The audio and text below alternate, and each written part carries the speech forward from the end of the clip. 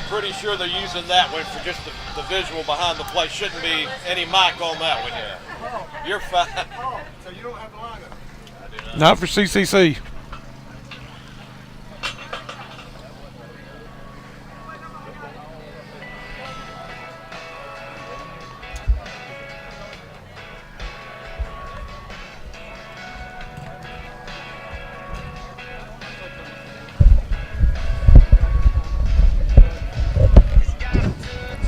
Testing 1, 2, 3, just making sure you're getting me. I'm putting this on for the first time.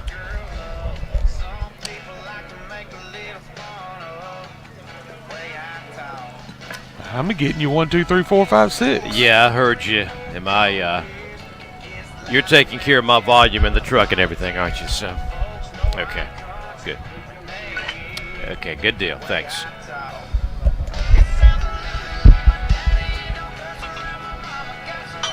Get ready to right back.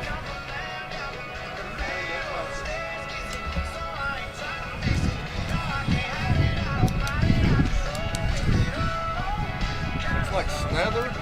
I don't even know. Yeah.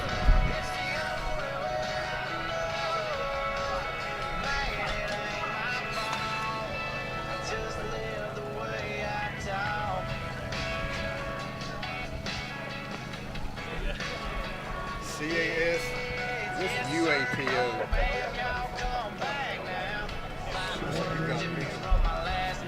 Why don't you put a 6 beside, 5, 6, whatever.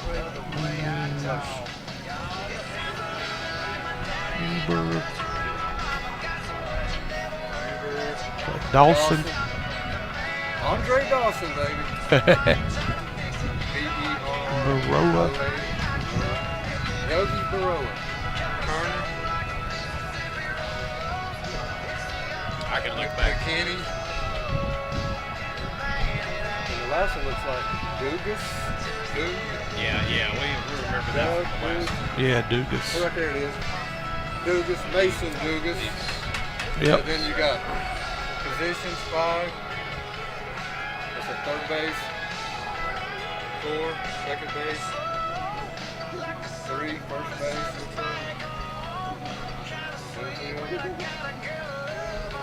Pitcher. Catcher Turner. McKinney right. Dugas left.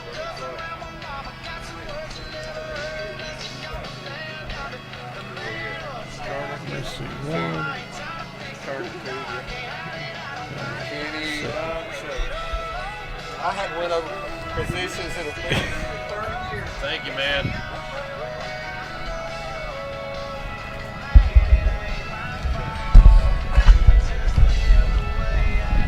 All right, we're here. We're ready. Oh, he's trying to work his lineup thing out.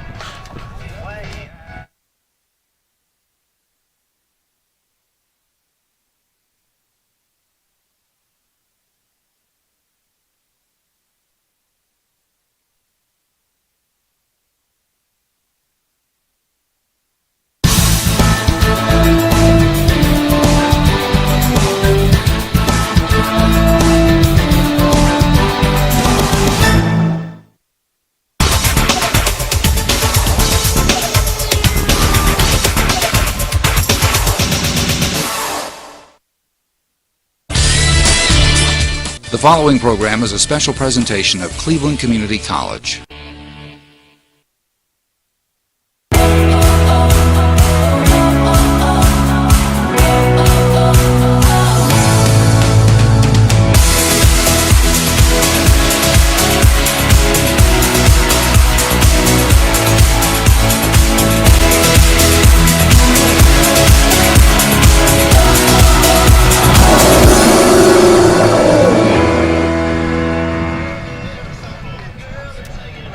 We are live and we are at Cleveland Community College at the baseball complex on a beautiful Saturday as we get ready for the Yetis to take on the Titans of Guilford Tech. It is Cleveland Community Baseball. My name is Paul Foster. I am joined by Robbie Roop. And Rob, we'll get ready to see the Yetis in action again. It's going to be a doubleheader this afternoon. They'll play the third game of this series on Sunday. And we're so glad to be bringing this to everybody by way of YouTube and then, of course, the rebroadcast on C19. Yeah, you're exactly right, Paul. And what a beautiful day we're going to have. A beautiful weekend for baseball here at CCC at Yeti's Athletic Park. And very excited to see if the Yetis can get some momentum going and win this three-game series here this weekend. Yeah, they have done very well at home. I was here a couple of weekends back, and the very good team, Patrick and Henry out of Virginia, was fought very hard by the Yetis. Those games, each time they lost was just by one run. They came from behind and made it close at the end. There was another game where Patrick and Henry had to come from behind and catch CCC and take the lead. But they're 4-3 at home. You want to take advantage of that home field. Yeah, exactly right, Paul. At any level of sports, whatever the sport may be, if you can set up that home field advantage, if you can make that a difficult place to play, you're always going to benefit from that. In the world of sports, take care of your business at home. You play 500 on the road, and you're going to have a great season, and that's what you want. If you're the Yetis, that's what you're looking for. I couldn't agree more. There's still so much to play for as the wind's picking up here a bit. There's still so much to play for in this season because the Yetis are 7-9 overall, and Rob, with some key wins, they can hang in there this season. Absolutely. You look at the division. There's a lot of opportunity to be had there, and I tell you, Paul, when you look at the top of the division, you got that Gaston County team, the Gaston College team, undefeated on the season. First-year program. I think that's going to be a natural rival for CCC. So it's going to be important to say as you try to build momentum to get into a game like that, really should make for some great baseball. Another thing that's going on with the whole weekend here as the Yetis take on the Titans is Alumni Weekend. So everybody is being welcomed back today. If you came through and had your educational experience start here or even wrap up here at in higher education with Cleveland Community College, it's going to be great for the alumni to come back and celebrate this weekend. Yeah, I'm proud to say, Paul, I'm a proud alumni of CCC. That's where I started right out of high school, and a great benefit for me, and I encourage everybody out there. What a great option it is to, whether you're starting that college career or you're going back to start a new career. It's a great opportunity here at CCC. It's always a great opportunity, and there's so many new opportunities that have been added recently. The leadership and everyone that's a part of faculty, staff, on down the line we go, and even now to athletics as we see what's coming in the future with a softball field right next door to us being built, and the fact of what we see now here with this beautiful complex for the baseball team. Absolutely. So again, the growth is great. We talk about the athletic growth, the new softball park, the new buildings that's happening over here at the college itself. So again, the growth is phenomenal. You want to come be a part of something special, your opportunity here at Cleveland Community College. We are just moments away now. The teams are being introduced. The Titans have already taken the field. It's now our Yetis being introduced as we're getting very close to getting this one underway.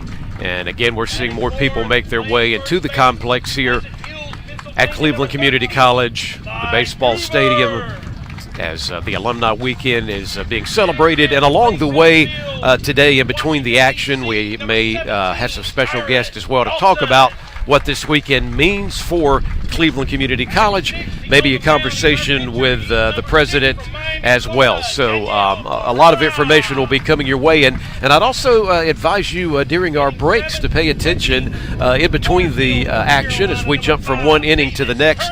You'll find out great information about opportunities here in so many fields at Cleveland Community College. Just so much is going on. And, of course, we're very appreciative, Rob, to those that are behind the scenes, behind the equipment, behind the cameras, and so on. That is, of course, the communications department being led by Greg Tillman, such a familiar name for what he has meant to our region for so many years before his days here with Cleveland Community College. Of course, he was instrumental in bringing news and information to your cable screens locally with Shelby headline news, what went on to become Cleveland headline news. And then we've got, of course, Danny working the equipment. We've got Randy on the cameras. We've got students. And, Rob, we're just delighted that they threw us in to all those good people we just mentioned. That's it. You know, as hard as those guys work, I just want to make sure I don't mess it up. Beautiful. And we are also getting close to our national anthem that's coming up. This might be a good time for us to get ready to take a quick break. We'll take a short break, and we'll be back, and we will jump into the action here this special day celebrating the Alumni Weekend. Coming up right here, the Yetis and the Titans and baseball action. You're watching Yeti Baseball on YouTube and the rebroadcast on C19 TV.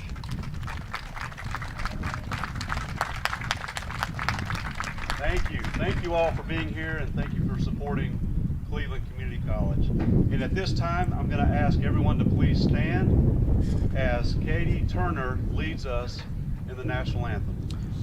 We're going to keep everything right here because we're moving right into that national anthem that we talked about, so let's do this right now. By the dawn's early light, what so proudly we held at the twilight's last gleaming, whose broad stripes and bright stars through the perilous fight o'er the ramparts we watched were so gallantly streaming, and the rockets' red glare, no bombs bursting in air, gave proof through the night that our flag was still there. Oh, say does that star-spangled banner yet wave for the land of the free and the home of the brave.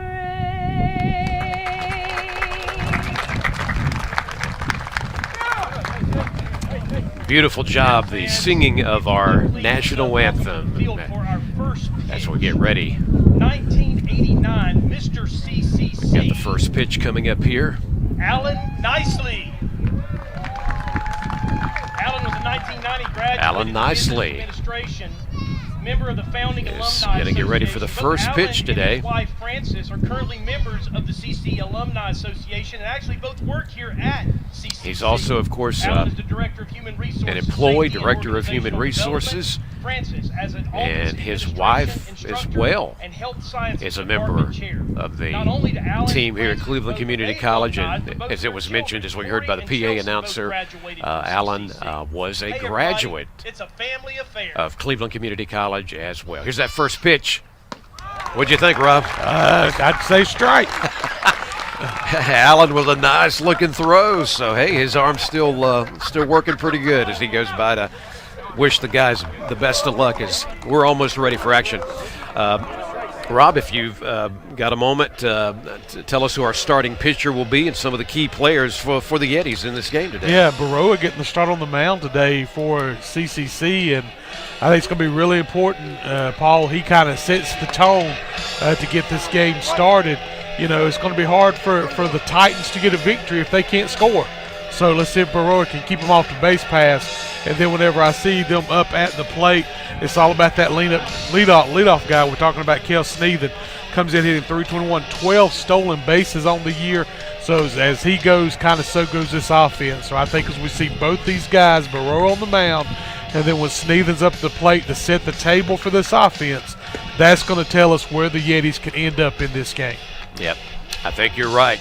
Pitching is so crucial, of course, in this action, and we'll see how Baroa does today as he starts this game for Cleveland Community College against this Titan team, which, of course, comes from the Greensboro area and Guilford County. So we look forward to seeing the matchup, how it works out. We feel like when we break down these teams, we see how their seasons have gone so far, that they're pretty even in a lot of ways. So it'll be interesting to see how it breaks down today as we bring you the action right here. Thanks to the work of C19 and the broadcast as you get ready to watch it. And we're getting ready to get this baby underway here. Alumni weekend here at Cleveland Community College. And it is Cam Caro, number 27, who is first in the rotation. And again, we've got great weather here today, very comfortable. We had temperatures in the local area just a couple of days back where a lot of parts of the area almost broke records as temperatures jumped up above 80 degrees. But now we've got partly sunny skies today and just a very comfortable early March day. I think today, Rob, we're talking about high temperatures that were going to be more like the upper 60s or right around 70. But by no means are we into that time of the year where we got to worry about too much heat and humidity as these guys take the field. And even a little warmer tomorrow. So if you can't get out here today, tomorrow may be your day. And it could be a base hit to begin the game, but the throw is on the money and just in time. The first pitch of this game, and as we saw, Cam Caro of the Titans tried to get to first base in time, but a great job, and Hubbard was there, Rob, to make the catch at first. Yeah, good job there. As you said, a good stretch at first for the out. Good job by Sneathen over there at short to come up with the ball. Next batter in the rotation is Greg Bello, a freshman for the Titans. He's up to bat with one out here in the beginning of our game. High pitch this time over the glove of the catcher, and we'll get a new ball out there to our pitcher.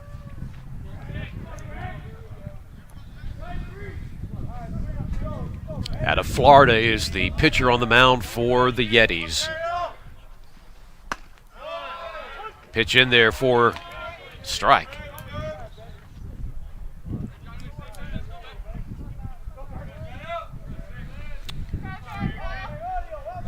Bello for the Titans awaiting this next pitch.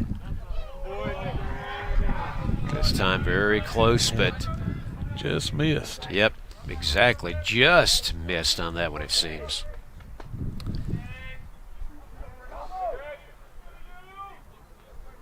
For his next pitch, swung on and a miss, goes back behind us, fouled right back behind home plate.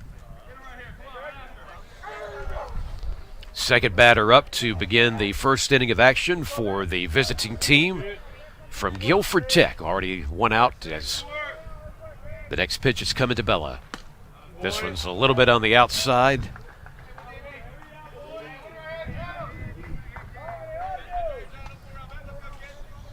Again, as we mentioned in our pregame notes, here at home so far since the season got underway, the Yetis have a 4-3 record.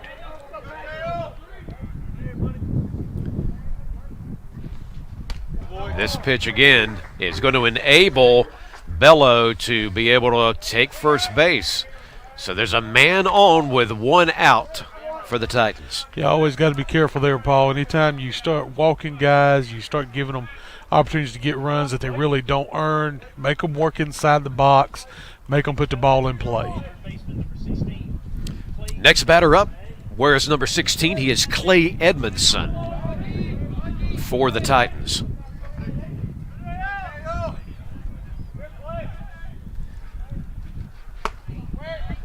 And Barrera's first pitch, just a little bit on the outside corner.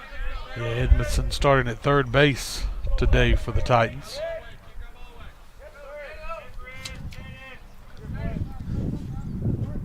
Barrera looking, gonna put it in there, and good looking pitch that time.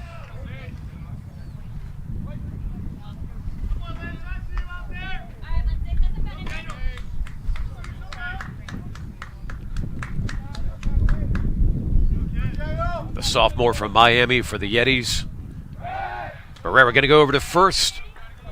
Yeah, that was a good thought there because you can see Bello start to kind of lean that direction towards second base. So You're right, Rob. Good eyes by our pitcher there as he tried to catch Bello off of first base. there he goes. Yep, he's going. Catcher's going to go to second base. Is it in time? Oh, it was close. Called him safe. Safe was the call.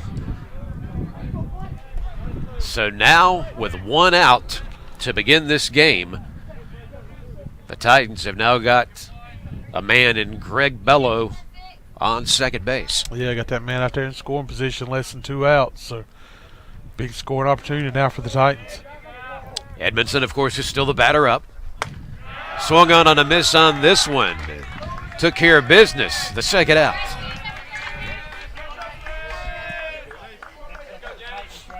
Next batter up is number 22 for the Titans. That is Chris Bleeker. Really good job there by Baroa to put that stolen base behind him, focus on the batter, get that strikeout. Janelle Baroa looking over the latest batter up, hoping, as we are, that he can get this third out.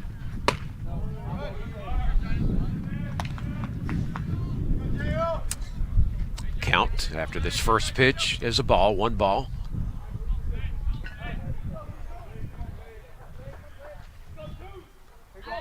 Bleeker.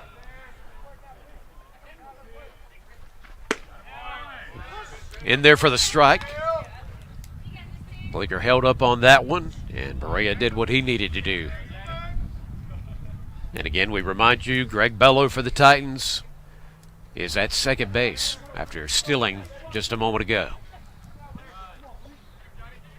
This pitch in there. It's the swing. So a couple of strikes now. Big pitch coming up right here.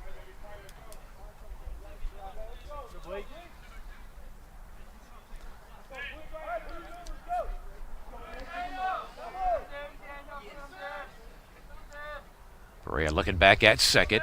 Now facing home. This one is going to bounce off the ground. Catcher stops it from getting behind him, but the bad news there is that Greg Bello has now been able to take third base. Yeah, and the thing that does there, Paul, so many ways now for that runner to come in from third base here. So now you're out on the mound. You got to make sure you keep it in the strike zone, behind the plate. You got to block everything that gets into the dirt. It's going to be so important now for the battery to take care of the baseball. Big throw coming up here. Edmondson will back off of that one, and that's another ball on the count. Already 2 outs. The third out would be big right here because, again, you don't want Bello to come in and for this team, the visiting Titans, to be able to score right away in this contest. That pitch takes care of business. 3 outs. And Bello will remain on third base as that one wraps up. So no score, and a good job at the end by Berea to put in the pitch necessary, Rob, to move on in the inning. Yeah, great job, as you said, Paul. Really come back and limit the damage, hold that guy at third base. We're so glad you're tuned in today. We're, of course, coming live to you right now on YouTube, and in the days to come, there'll be a rebroadcast on C19 on the cable system here in Cleveland County as well for you to follow the Yetis. And we want to remind you about one of many things going on here at the college, Rob, and that is the new Heavy Equipment Operator Academy, training participants in the maintenance and safe operation of large land clearing equipment. It's a 10-week academy. It also includes truck driver CDL training. The next class begins on the date of April the 1st, and it'll run through June 10th. Worried about paying for college? Hey, you can contact CCC's Continuing Education Department. The number is 704-669-4015 and ask about available financial assistance. They do it all here. So many ways for you to advance and continue your career through Cleveland Community College. Yeah, absolutely. So when we talked about the opportunity, talked about Alumni Weekend, here's your chance to start that path to become an alumni of Cleveland Community Yes. College. So you start you on that path. And Greg, I know you're there in the truck. You've got some special programming coming up as well with what we've got going on in the world right now, and something that you've been working on. There you see it, folks. The War in Europe, a local perspective. Special program this week you can find on C19. Check your program for times. And Paul, we are in a little bit of a different world right now, and it'll be interesting to get a local perspective on what's going on with Russia and the Ukraine. Yeah, there's going to be some top-notch individuals taking place. Their background about Russia, about war, and so on. This has been a tremendous lineup that has been put together. I believe it'll be moderated and led by David Allen, who, of course, is a familiar name locally and being a part of some broadcasting here at C19. So this is something to look forward to, and we're doing it on a local level, and we're able to do it thanks to what we can do here at Cleveland Community College with C19 and our programming. And we're very appreciative of what's coming up, and we hope you'll tune in and be a part of it. Okay, time to see the Yetis up to bat for the first time in our game, and that will take us to Kel Sneathen, the Rutherford County product, Rob. Yeah, Kel Sneathen, we talked about a guy that's trying to set the pace up at the top of the lineup, comes in batting .321, 16 RBIs. He does have a home run, 12 stolen bases for this young man, and again, had a chance to see him play at the high school level, and it's exciting still to see him now move on to the college level, so see if Kel can get things started. Montanagna is the pitcher for the Titans, and his first pitch is in there for a strike. Yeah, one thing, both teams, both pitchers want to work ahead in the count. Makes it so much easier on you. Swung on that time by Sneathen. So another strike in there. The pitcher is Patrick Montegna. And Sneathen up to bat. See if he can connect here.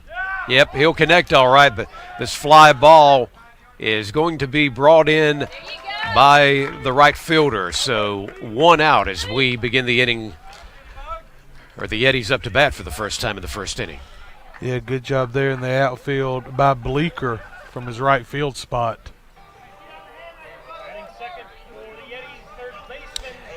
It'll be the third baseman coming up next for the Yetis. And that, of course, means Tyler Cascado. He is the Pittsburgh, Pennsylvania product. First pitch is a strike, I should say.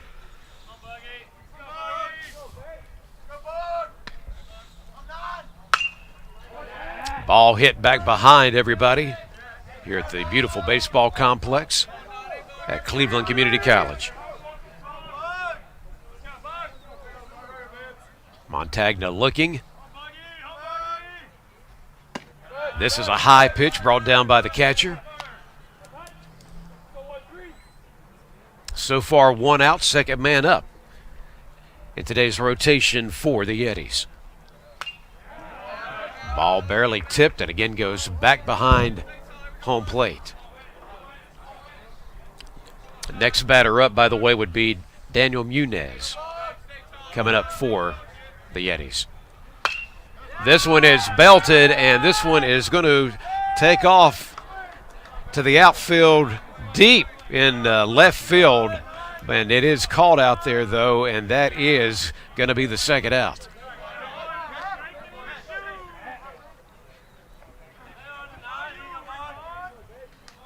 Well, excuse me, I didn't get a good look on that one as I was trying to. That was a little bit out of my sight. I was trying to catch the good work on the camera by Randy. So that one's out. Will enable Cascado to get another opportunity here as he's still right now up to bat. Another high pitch this time. Yes, if Cascado can take advantage of that.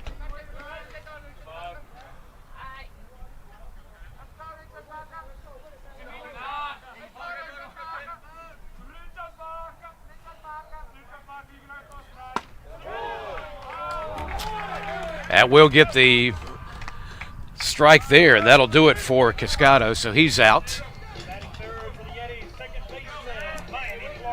And Munoz is up next, and of course, Rob, he is our second baseman today for the Yetis.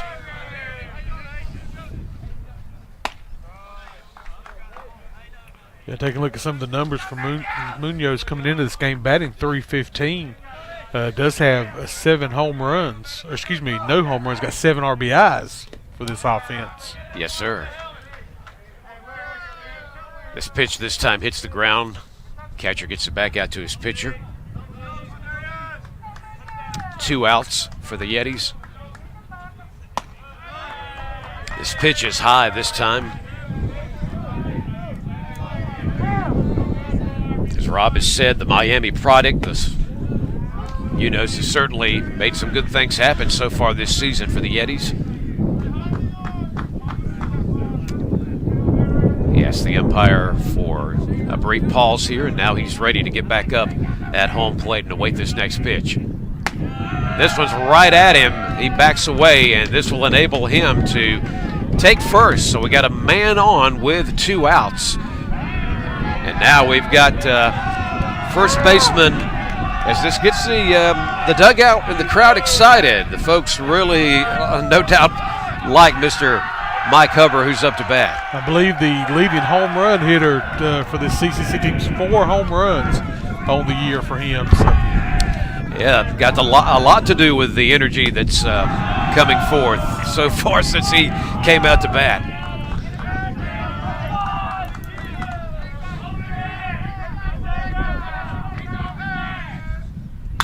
He lets it fly and pops it. Where's it going to go? Right up against the wall. The outfield left fielder trying to get his hands on it, but this is going to enable a big run right here as the Yetis are on the board. They take a 1-0 lead. Munoz comes in, and Rob, he did exactly, except for it going out of the ballpark, he did exactly what he needed to do. He put a charge into it right to the base of the wall. You wonder if this wind wasn't blowing like it was. It may have got out of here, but what a shot. There was so much energy when Hubbard went up and took the mount, or took first base, home plate to get ready, and he took care of business. Now he's on second. We got a man in, and with all that going on, we want to let you know that the DC product, the sophomore Kyrus Dawson, is up to bat.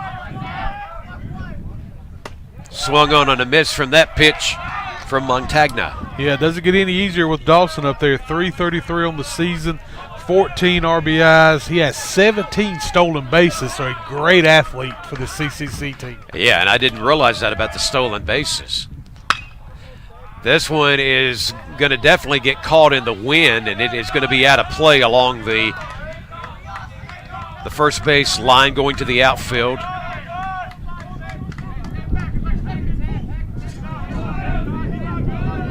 See if he can find a way to get on base. Maybe advance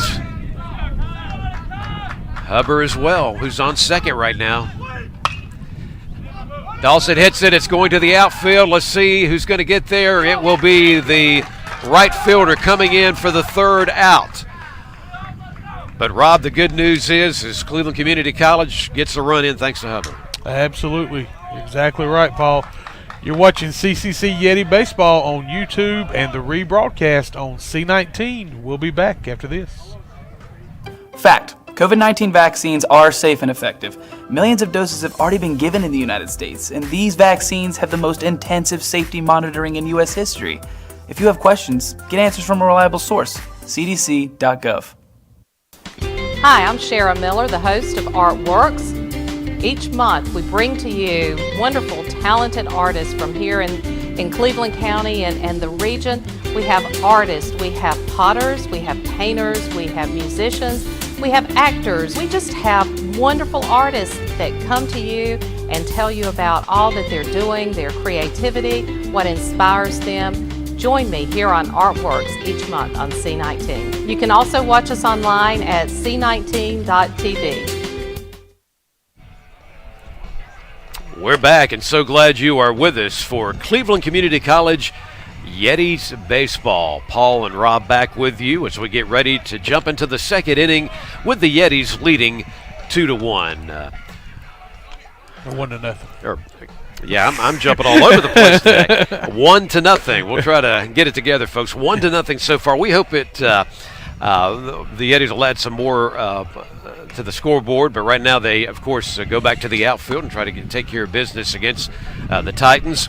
And next batter up for the Titans this afternoon in the rotation takes us to number 28, and that is Anthony Halsner. Yeah, the DH for this Titans team, and he has the look of a guy that could do something with that baseball up there in the batter's box. So see if Baroa can go out there and do what he needs to do, take care of business here, get the leadoff man, and work from there. So Baroa looking down his next challenge. And pitch a little high this time for ball one.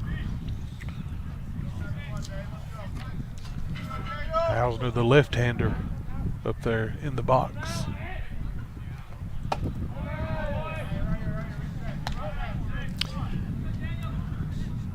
Two balls so far.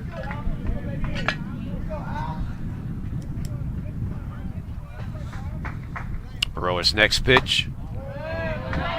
Wow. Didn't get the strike there.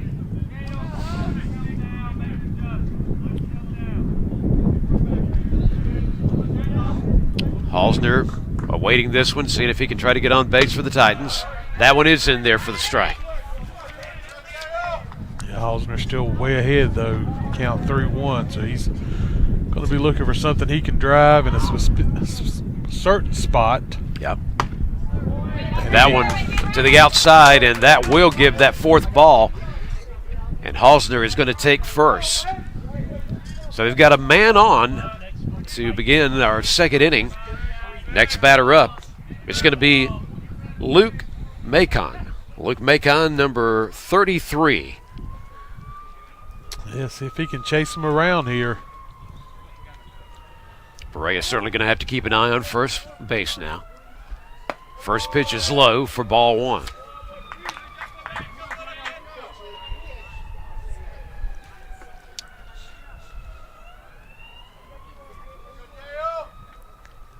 Again, looking over first is the Yeti pitcher. Now with his throw in there for strike.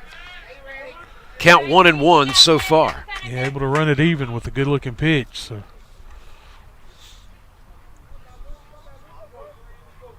Again, keeping his eye on first. Now he'll get that pitch in there for another strike.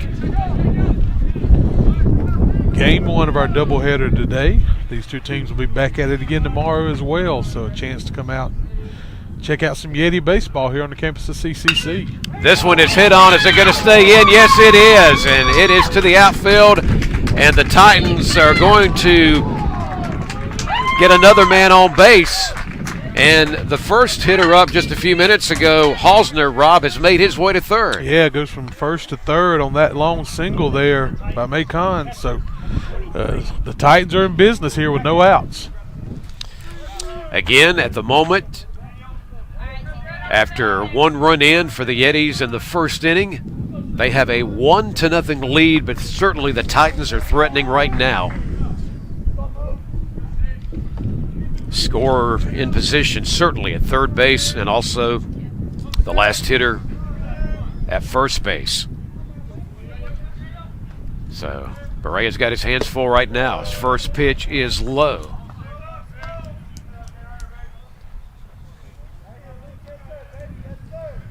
This is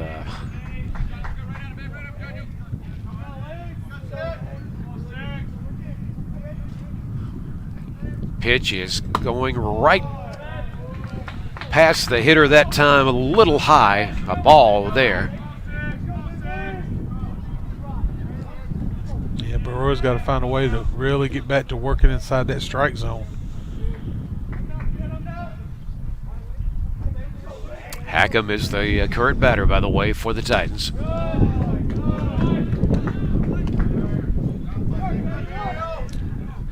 I believe the count 3-0 now.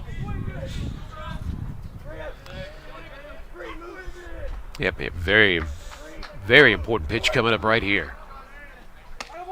It is high, and that will enable Lincoln Hackham to go to first, so the bases are loaded.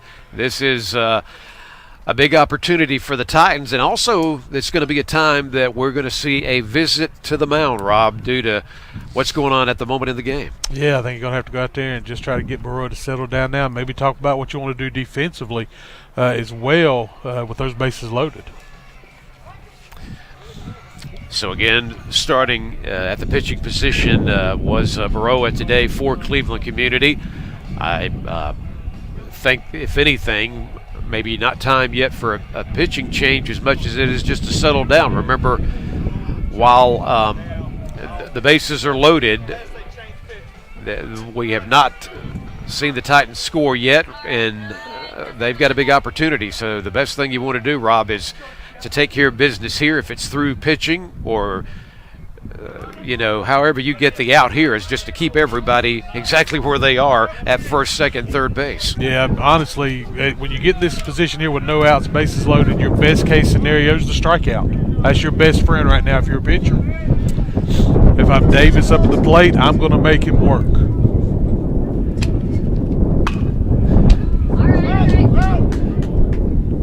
That out hit, of play. Yep, out of play. Nobody had an opportunity to get their glove on that ball, so one strike in the count. Jeffrey Davis, by the way, number 9, is this batter up with the bases loaded for Guilford Tech. Reyes' next pitch to Davis. Hits it. They get the out at home. Nice double play. Yeah, they did get it at first as well. Or did they? They must call him safe over there. Well, at least got the big out at home, though, so that was very important. Yeah, very close, Rob. So the last batter, Davis, did get to first in time. But as you say, Rob, the bigger news there is that they're still not on the scoreboard thanks to the out that was taken care of at home.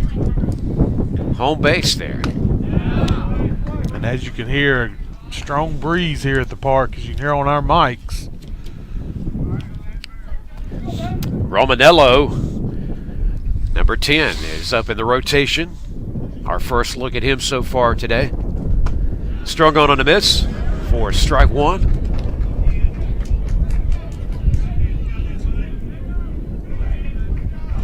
Again, even though we got an out while ago, bases are still loaded for the Titans. Romanello goes after this one. That's another strike. One more needed to get this next out. That meeting on the mound a little bit ago may have been good for this team and Barroa, the current pitcher for the Yetis. Concentrating, next pitch in there, swung on and got him for the out. What a huge strikeout that was for the Yetis. Now with 2 outs in this inning and still nobody across the plate for Guilford Tech. They started this inning bases loaded with no outs. We go back to the top of the order with Cam Caro. He's the next batter up for the Titans. Can we get one more of these and prevent any runs, even though we've seen the bases loaded for quite a bit of this inning? Reyes' first pitch is low.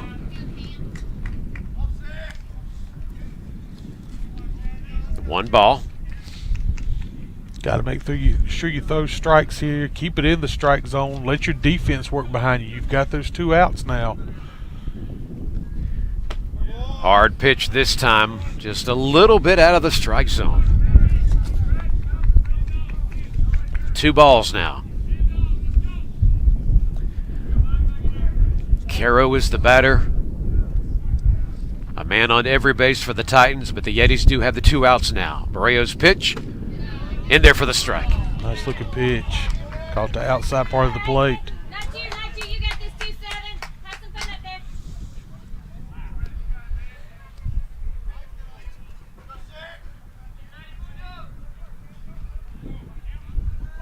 Everybody's got to be ready. Pitch high this time. Yeah, Carr ahead now in this count 3-1. So he's definitely going to try to force Barrow to throw a strike here. You better believe it, because we know if he goes to first, we've got a man coming in for a run. The easy way. Pitch in there for the strike. Three balls, 2 strikes now. Carr thought he had it. He was ready to head to first. Mr. Umpire said, no, not yet. I think it was an excellent call. And here we go with a big pitch. Trying to get to that third out. Swung on. Wow, what a job. And you got to give credit to the pitcher there, Barrow. Job, the bases remain loaded, but no points on the scoreboard. Yeah, as you said, Paul, got the bases loaded with no outs, and CCC and Barrow is able to work through that and not give up any runs and hold on to that 1-0 lead. How important was that mound visit for the Yetis? Sometimes, Paul, sometimes for a pitcher it just takes that little bit of moment to get yourself back together, to calm back down, and we saw a prime example there of that happening. We sure did. So a great job under pressure. They took care of business. Of course, Cleveland Community College is so proud of the baseball program, and we're delighted to bring this broadcast to you, but there's also other things here to think about when it comes to Cleveland Community College, maybe something you should be thinking about. The Continuing Education Department offers classes to help you be able to find a job, classes to help you just have fun as well. Take classes in cake decorating. Maybe you're interested in learning more about pottery, painting, and more. So maybe you've got your career in place, but you'd like to advance in being an artist, from pottery to painting. There's just so many ways to have a class that's fun. Rob, you remember so many classes that, man, they wore our brains out because, in other words, math was not my big thing. I just hope I got through it one way or the other. But there's those times that you come back to a community college, and especially Cleveland Community College, to have a fun class. Absolutely right, Paul. Like you said, maybe there's something else that you want to extend yourself into a little bit, like you said, with the cake decorating. I think about that. You turn on these baking shows now and things like that, and you see amazing things that are being done with people that are baking. And hey, where does that start? Somewhere like CCC, where you start learning those processes of how to do that. Yeah, it looks good, it tastes good, and that could be one of many that you can check into, and we certainly hope you'll do so with Cleveland Community College. The Yetis still leading 1-0, and next batter up is the pitcher who did such a great job a while ago, and that is, of course, Janelle Barrow. Yes, if he can help himself out here after just a phenomenal pitching job last half inning. Montagna's pitch hit on by Barrow. Let's see if they can chase this one down. 3 players are out there and up against the wall. Wow, couldn't quite do it. Yeah, great effort, just could not hold on to it. Yeah, let's give the Titans effort there. 3 players got in position, which of course include both of the center outfielder, the left outfielder, and I believe the third baseman as well running back to try to get in position. But the good news for the Yetis is that Barrow's got another opportunity to try to get on base right here.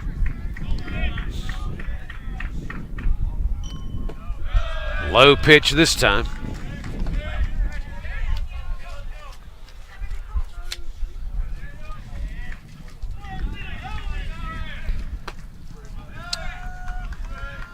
Another ball, I believe, here. First batter up here for the Yetis. And this will enable him another ball to Barrow to take first base, so he's on. And you look back at last half inning when Munoz got the walk, he came around to score. So let's see if the Yetis can do something similar here.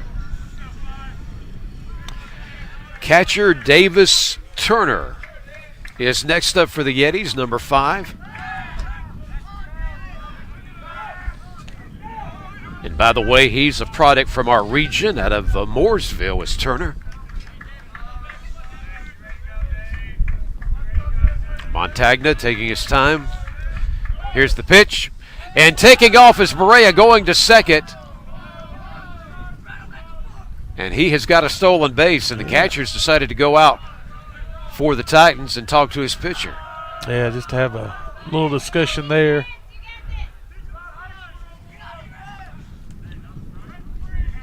It's a good job there by Baroa. Nearly got himself caught up between a slide. Couldn't decide whether he wanted to slide or go in standing, and got himself caught up just a little bit there before he got to the bag. Good to see he's standing out there okay.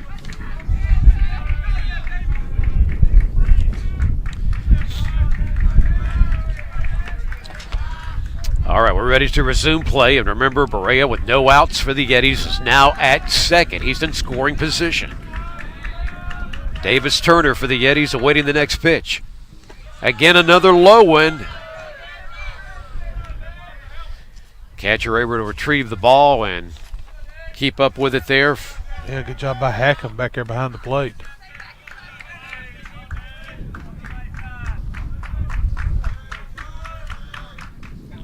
Turner hits this one. It rolls right out to the pitcher, and he can't grab it. Just a error was made, and good news is that we now, the Yetis, have got men on both first and third. Yeah, like you said, Paul, he come down and tried to barehand it, and really the ball just off the tip of his fingers. Puts runners at the corners now with no outs. And coming up in the rotation, next up to bat for Cleveland Community is number 1, another one of those Rutherford County high school baseball players, products, Jack McKinney. 2 men on, no outs so far in the second inning for the Yetis. That shows bunt, ball's high. Yep. Ball 1 on that first pitch, and as Rob explained there, as you saw, another high pitch from Montagna. Already up 1-0. Can they add to it here in the second inning? Cleveland Community College.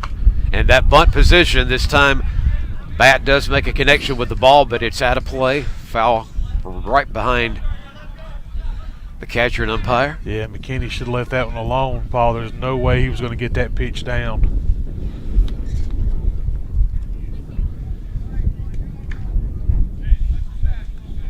Lincoln Hackham certainly doing his work in the catcher position in this inning so far, as he's seen some high pitches from his pitcher, some low ones off the ground, and trying to be in all areas. Here's another man taking off, and here's a big hit, but it is going to be called in the outfield, so we've got an out there. But coming in for the score is going to be the pitcher in today's game, and Berea's in, and Rob, so is the second run for Cleveland Community. Yeah, they were able to double off Turner over there at first, so that's going to put 2 outs in the inning. But the run does score from third. So the second out, but another run, which is big. The first pitch was a ball, and the current batter is Mason Dugas. Foul ball on the second pitch so far. Yeah, landed over here behind us. I was waiting on you to jump over and try to grab that one, Paul. I didn't know if the camera would be on me. That wasn't no scissors showing off your athletic prowess right now. So. Yeah, that. I appreciate you thinking about it. And, instead, we're going to hope that Mason can take care of business. This is a line drive going out and going to be picked up by the second baseman. Throw to first in plenty of time for the third out. So we're through 2 innings of play, and the good news is so far the Yetis are up. They now lead Guilford Tech by a score of 2-0. You're watching CCC Yeti Baseball on YouTube and the rebroadcast on C19 TV. We'll be right back. These days, having a secure job really matters. Take plumbing, for instance. No matter what's going on with the economy, there will always be a need for professional plumbers to fix problems, help finish a new home or renovation, and make sure the plumbing works just right. Plus, professional plumbers can make a very good living. CCC offers what you need to get going with your career as a plumber. We have a certificate program to give you top-notch residential plumbing skills and knowledge of code requirements. Our program can give you the technical know-how and skills to handle residential and some big commercial projects. You learn how to lay, install, and maintain piping fixtures and systems for gas, hot water, drainage, sprinkling, and plumbing processing systems in any environment. Job security, good pay, professional status. Now the question is, are you ready to start your journey today? Beautiful day for baseball on this Saturday afternoon. Game 1 of 2 today, one more on Sunday. And you are watching Cleveland Community College Yeti baseball as we begin the third inning. And Rob, each inning so far has produced a run, and that's how the Yetis so far lead today 2-0. Yeah, so far the good guys are sitting in good shape right now, up 2-0 in this game. So see if the Yetis can continue that momentum, and hey, a run every inning, and pretty good chance to get out here with a win in this game 1. Hey, we'll take it. Hey, we don't have to just make it one run per inning. We can do a little bit more than that. Yeah, maybe. we'll take some cricket numbers in an inning for sure. So. One of the big things that happened in this game was in that second inning when the Titans actually had the bases loaded, yes. but the Yetis were able to take care of getting them out. Again, I think back to that. You talk, can a game be won that early? Maybe not, because it'd be lost that early. Absolutely. When you bases loaded, no outs, no runs in, what a phenomenal job by Barreau and the CCC defense to get out of it. So Barreau, of course, remains the pitcher for the Yetis as he started this game today. And he now is going to be facing in the rotation Greg Bello for the Titans. He's up to bat to begin this third inning.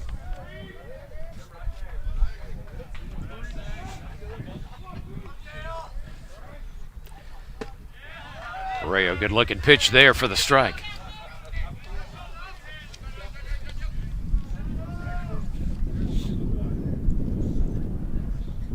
Yeah, Bello walked his last time up.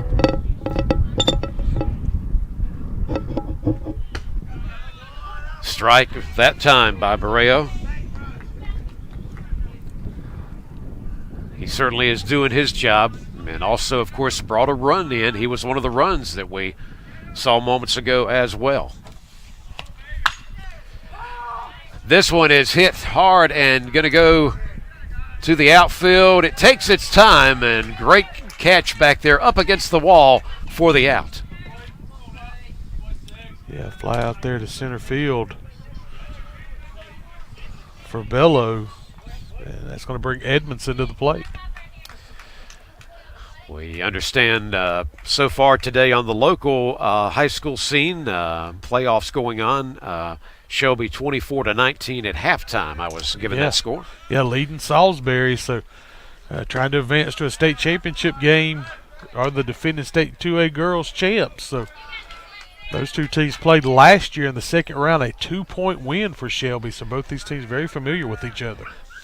Clay Edmondson is up to bat, and he is going to go after that one, and a strike on and a miss.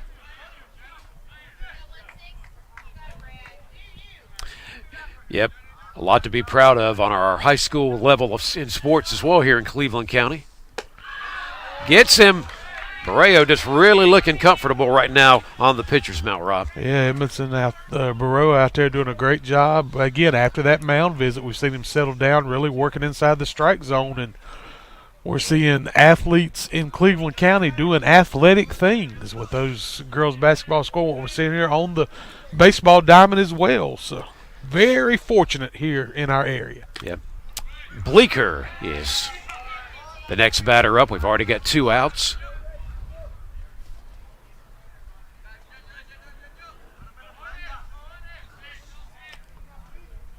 Barreau's pitch. This time a little bit on the outside for the ball.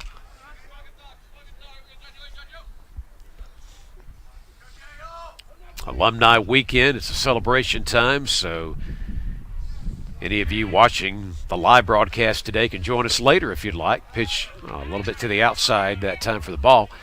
But if you are checking us out live, or maybe even spread the word, because so many of you, even if you went on to finish the 4 your degree on the next level you have been here at Cleveland Community. Come on back and be a part of the Alumni Weekend for the game, the second game later today, which is scheduled for a 3 o'clock pitch. It could be maybe a little bit before, maybe a little bit after, certainly Sunday afternoon as well, as the alumni come together to celebrate Cleveland Community College and a part of this program. Swung on there for the strike.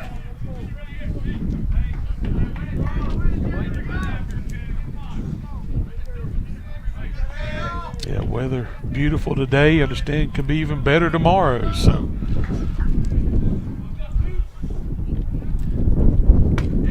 Baroa gets it. Nice work by the pitcher. And the 3 outs come. No damage done. And Cleveland Community will, of course, be back up to bat next. And they are maintaining at the moment a 2-0 lead.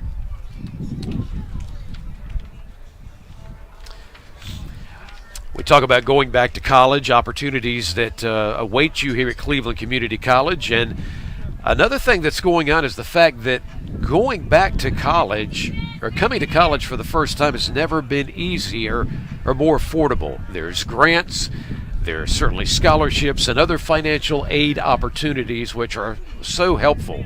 So many students are able to attend Cleveland Community College for free. Free, Rob, we all love that word. So you don't have to just take our word for it. Come see for yourselves. Get in touch with Cleveland Community College. Find out how financial aid can be there for you. And again, we appreciate you joining us, whether you're watching on YouTube Live right now or going to check us out on the rebroadcast on C19 TV. And Paul, so many great programs available to watch on C19 as well. So so many chances to check out things going on in the community, things along those lines. So we encourage you just to check out all the great programming on C19.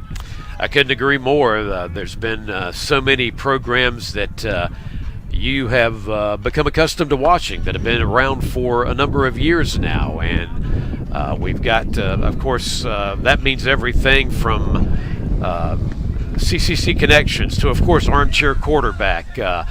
Face the Music is certainly a program that I've had an opportunity to check out. Meet Me at the Movies. The list goes on, and you're seeing some of them on your screen right now. Certainly Political Smackdown has been important on the local and state level for a number of years. So, yep, you brought it up at the right time, Rob. A lot of great programs we want to remind our audience about.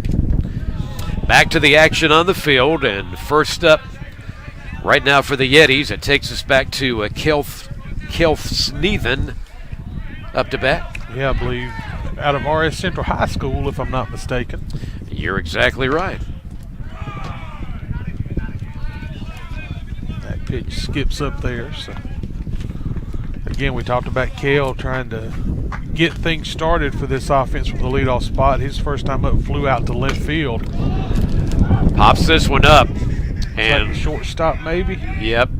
Yep. And it is the shortstop who gets in there. That is Romanello for the first out.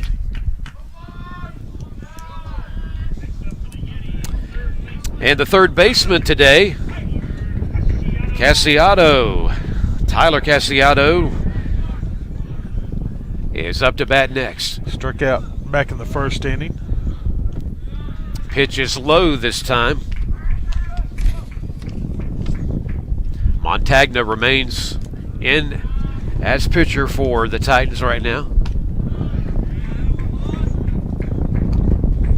Like we said, the wind continues to blow here at the park. Yep, our microphones are certainly picking that up from time to time. Could affect the ball today. This one is hit hard, and this one's headed to the outfield, and this one the base of the wall is definitely going to go up against the wall, and this is going to be 2 bases to second base. Great job. And Rob, I'm telling you, the bats have been hot at times today for this Yeti team. Yeah, yet to have a 1-2-3 inning, have the Titans. So good job there by Casiato to get one he could drive, put it to the base of the wall, standing out there on second base now. Let's see if the Yetis can chase him around.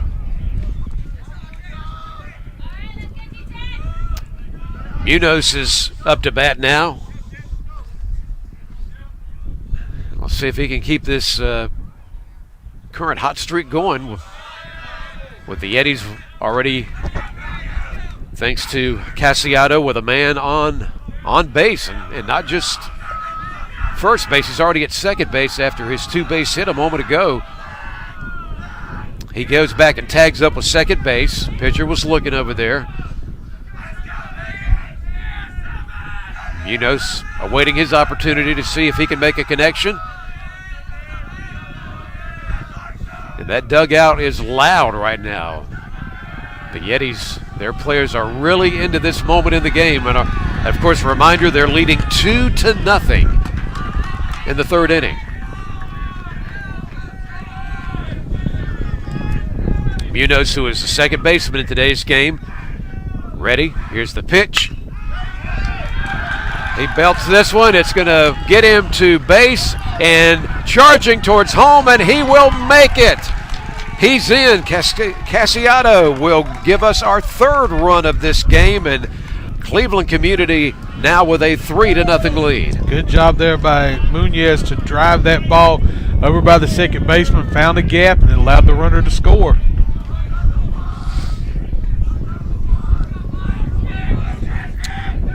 So here's a guy that we know what he's capable of. He did it earlier in this game. Mike Hubbard is up to bat. Yeah, had that long double. Pops this one, but it's going to be out of play. Foul ball.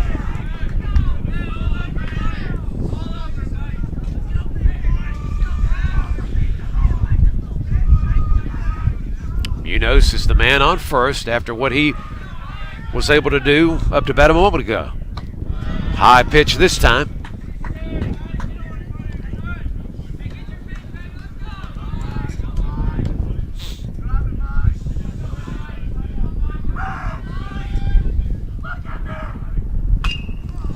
Belts this ball, and this one will be out of play. Foul. Yeah.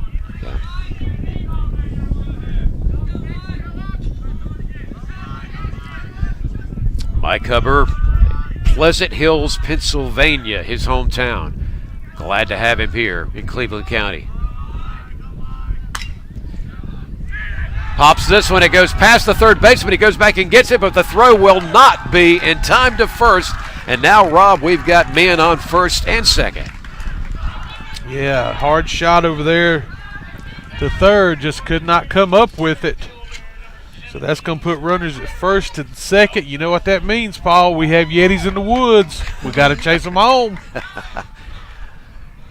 And let's hope Kyrus Dawson, the DC product, can keep this moving. Yep, Edmondson a while ago, who plays third base. He just couldn't get his glove on the ball. He was able to stop it enough to just have to step back and grab it. But that, of course, made his throw to first too late a moment ago. Dawson trying to bunt this one, and it'll go out of play there.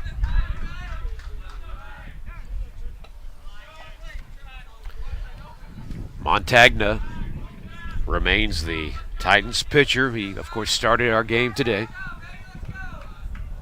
Been no pitching changes as of yet. Yetis with an opportunity to maybe expand their lead here. Dawson will go for the bunt here, and he pulls it off. Yes, it is. He should make it to first. We've got the bases loaded thanks to a great bunt. Yeah, absolutely beautiful bunt there by Dawson. Bunted down third baseline, forced the pitcher off to have to field the ball, and he's great speed out of the batter's box, just could not make the play at first. Well, we know what he did in the last inning. Our starting pitcher today, Perea, is back up to bat with the bases loaded. Swung on a miss there for the strike.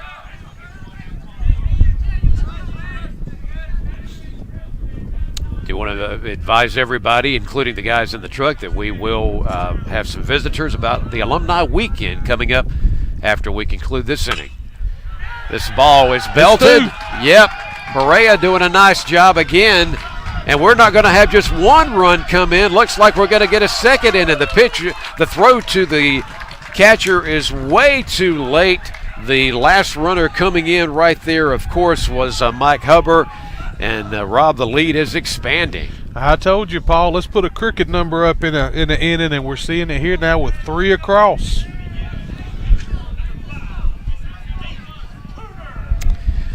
And coming up next, Davis Turner in the rotation, with men still out there on first and second right now and hold everything. Looks like this may be one of those times that we could possibly see a pitching change. Yeah, let's see what the decision is going to be as Coach makes a walk out to the mound. Is he going to take the baseball from him? Not made the call yet.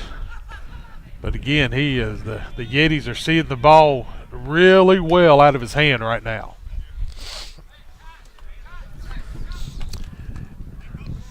So things have really been coming together. There's been a number of players that have made contributions to drive runs in.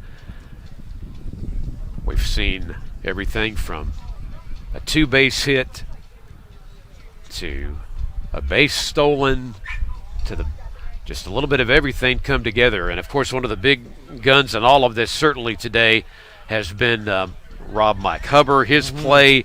And again, Berea, the pitcher, he's had several good hits in this game so far. Yeah, sure has. Yeah, absolutely. So in a variety of ways, a growing baseball team that seems to be looking a little better every time we see them. And remember, with a 7-9 overall record, and before this weekend is over in this series, Rob, this team could easily have an even record or maybe even a winning record overall. Better. Absolutely. So Davis Turner back up to bat with men on first and second. There go the runners. Yep, runners are on the go, but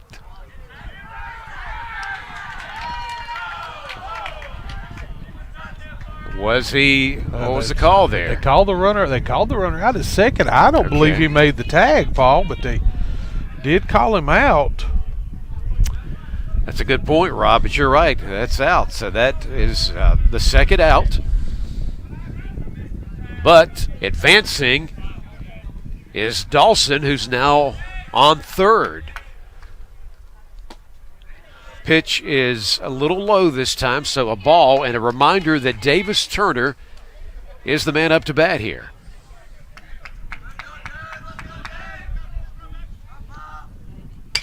Turner going to belt this one, and it's going to go out of play back behind the right field line.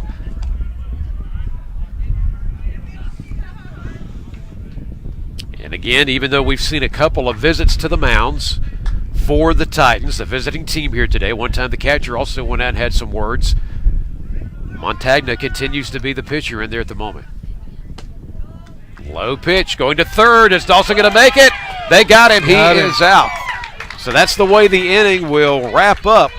But again, a successful inning for Cleveland Community. And we're going to have some visitors come in right now, and we'll begin with somebody that I've seen before. Just we'll have you sit down and join us. And Angie, it's good to see you. Let you put that microphone on if you don't mind. Just let's do it this way. Try to help you get in position there, and let everybody out there know who you are. Well, I'm Angie Green, graduate of Crest High School. Got 2 degrees from CCC.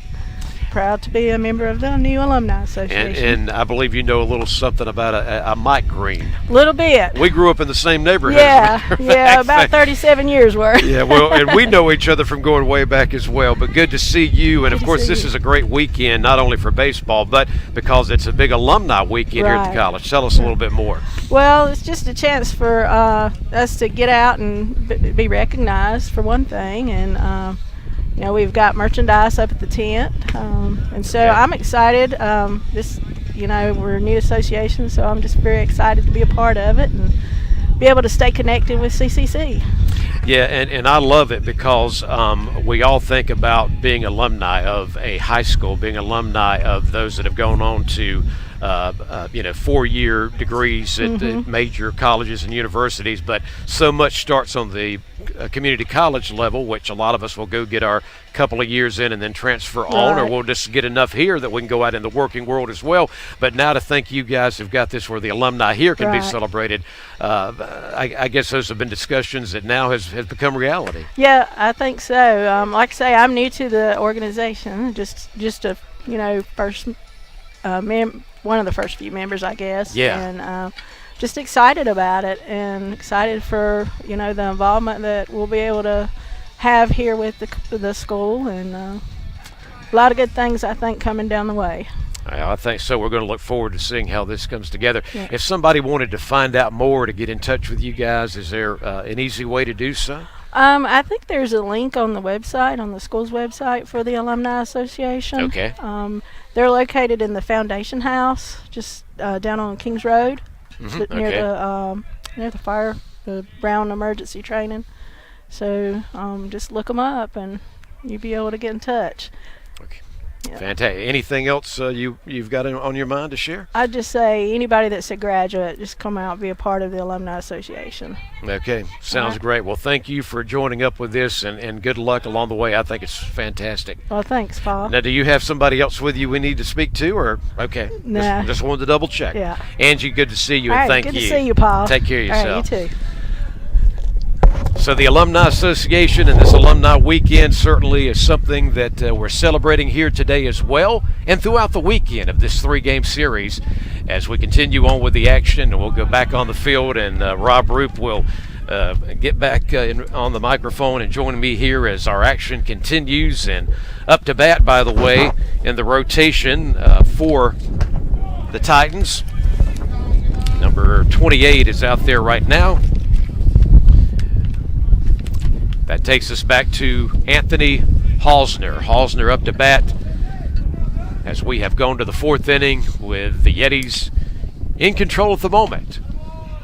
And once again, with the Yetis up with this 5-0 lead, if you're Barreau out on the mound, again, just those strikes. Work in the strike zone, allow your defense to play behind you, allow the ball to play, and get that offense back up there. Great job, Baroa's throw there, and that certainly is one Halsner went after, but another strike.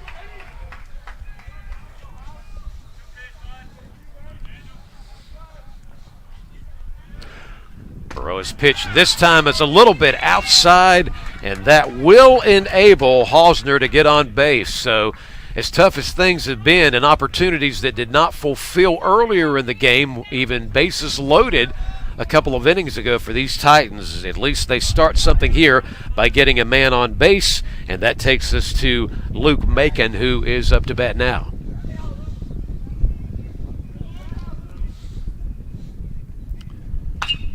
He pops this one, and it's going to go to the deep left field, and great catch made just in front of the wall, so the out right there. So Anthony Halsner will go back and tag up at first. He'll remain on first base. And coming up now is the young man playing catcher for the Titans in this game today, number 23, Lincoln Hackham. There you see a great look at the David and Melissa White scoreboard here at the park. And, of course, it is a good-looking board now with that 5-0 lead for sure. It certainly is. Still a lot of baseball to go, though. Let's hope the Yetis can continue to maintain and hold on. Pitch in there for the strike. I was mentioning earlier in the broadcast, it certainly has been a good day so far for the starting pitcher. He's made things happen not only when he's out there on the mound, but certainly with his hits and runs as well in this game. Barrea's pitch that time is a ball.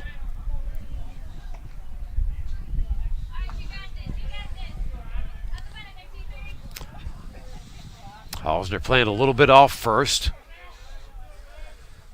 He's not tested the pitcher too much so far. Pitch swung on, and a strike there. Yeah, last time up, Hackham Walt was left standing at second base in that inning we talked about when they were able to load the bases but could not score.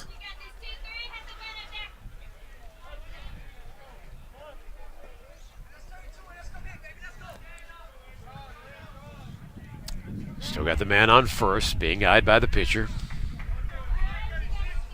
Hausner goes back and tags up at first, and he's going to come off a little bit again. A reminder that Hubbard is over there for the Yetis at first base.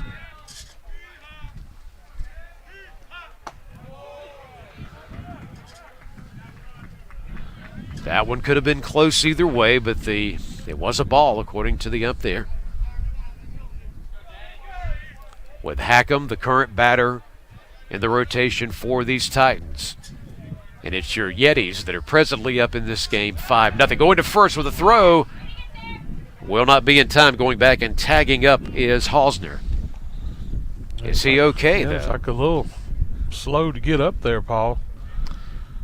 Kind of has his head down on the ground. Now he's starting to get up slowly. Hopefully that young man's okay. Yeah, and, you know, I know we've got together and called another game this season, Rob, at one point that we saw a player just simply doing something as simple as, well, we call it simple. It's not really at times. Just getting back to the base and tagging up. Sometimes you don't know what has happened, from diving down to the turn of the foot to the ankle, the leg, so on. A lot of things can happen. Pitch is a little bit out of the strike zone there. And still alive, the current batter up, Hackham.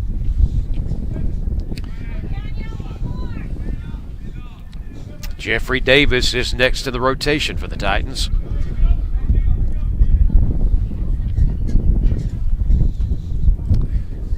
Baroa looking fiercely and going over to first all of a sudden. He was facing down his batter, but he did not forget about first base. Went over there to Hubbard, and again,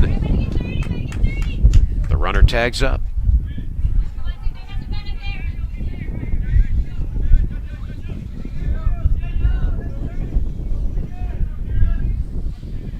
Taking his time, pitches in there. This one right over the head of the first baseman. That is certainly a base hit. So the job done there by the catcher in today's game, Hackham. He'll get to first. That'll take Hausner to second.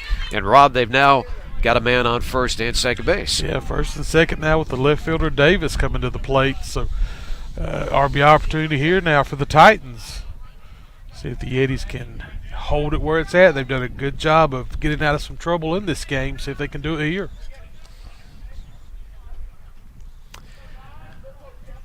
Jeffrey Davis, number 9, is currently up to bat. This one's going to center field. It is going to be a hit. And throwing it in right into the glove of the pitcher. Berea's got it back, but again, looks like we saw earlier in this game, Rob, the Yetis escaped it last time.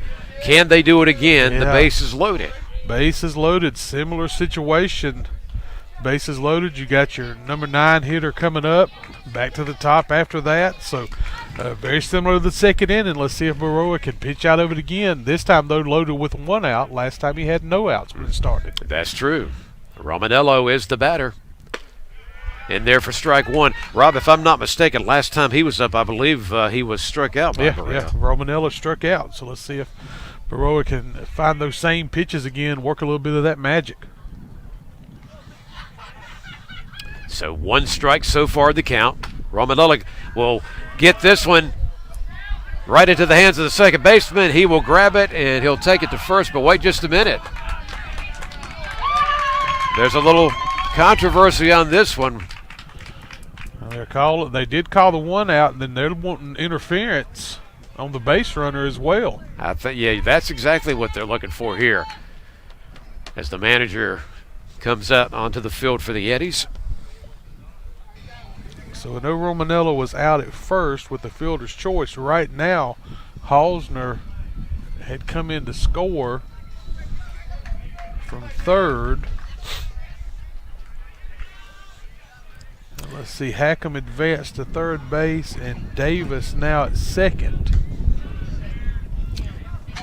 And all of what was going on the rest of the field, You're right, Rob. Halsner came in, so we got to give the credit there that the Titans have finally got in their first run of this game, but it's still the Yetis up 5-2-1 now.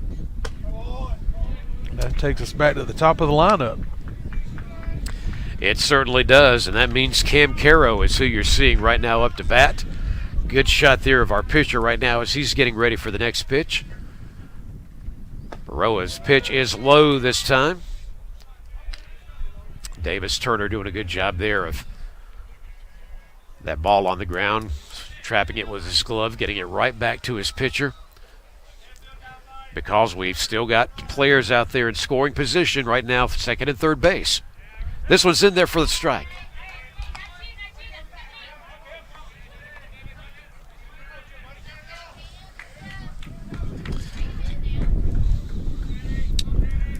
Caro going to see if he can help get in another run or two to cut into that Yeti's lead. This one's popped right past the pitcher and right past second base as well. We've got one run in and now we've got another. And things have begun to change in this game a bit. A 5-0 lead now is 5-3. Yeah, the Titans said they're going to get up off the mat in this one and now have cut that lead down to 2 for the Yetis. They had opportunities earlier today. Bases were loaded. Yetis found a way. Good play by the guys out there, including the play, as we've said, of Barreo, your pitcher. But now it's only a 2-run lead here in the fourth inning. This pitch is to the outside. First thing that Davis Turner wanted to do, the catcher there, was to possibly go to first base. He did look, held up on the throw there.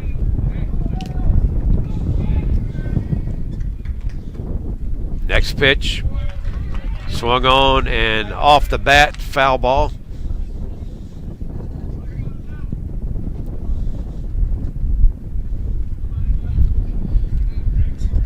Greg Bello, I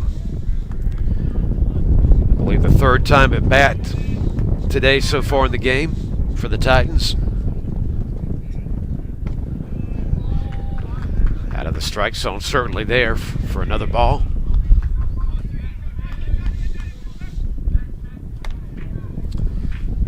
So one man on right now at first base with Greg Bello, the current batter. Yeah, Bello had a single back in the first, flew out to the center fielder in the third. Rob doing a good job of staying on top of each inning as far as your hits and runs and what these young men are doing when they get up to bat in this contest today.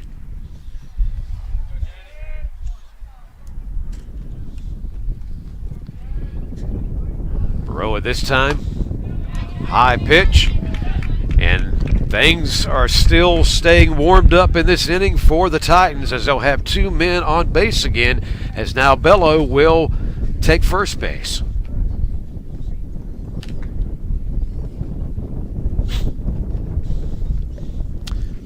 I believe we have a pinch hitter, Paul. It's because I had Clay Edmondson in the book. He was 16, and that's number 8 coming up now. Yeah, Tyler Muscat. Yeah, I think you're right, Rob. We are going to see our first look today up to bat for the Guilford Tech Titans. Again, Tyler Muscat. And more so than that, the fact that the Titans have players on first and second and have already gotten some runs this inning to make what was a 5-0 lead now become 5-3. CCC still on top right now. Nice first pitch for the strike. Yeah, Edmondson, who had been in there, had struck out in the first and then again in the third, so give Muscat a chance to see what he can do at the plate.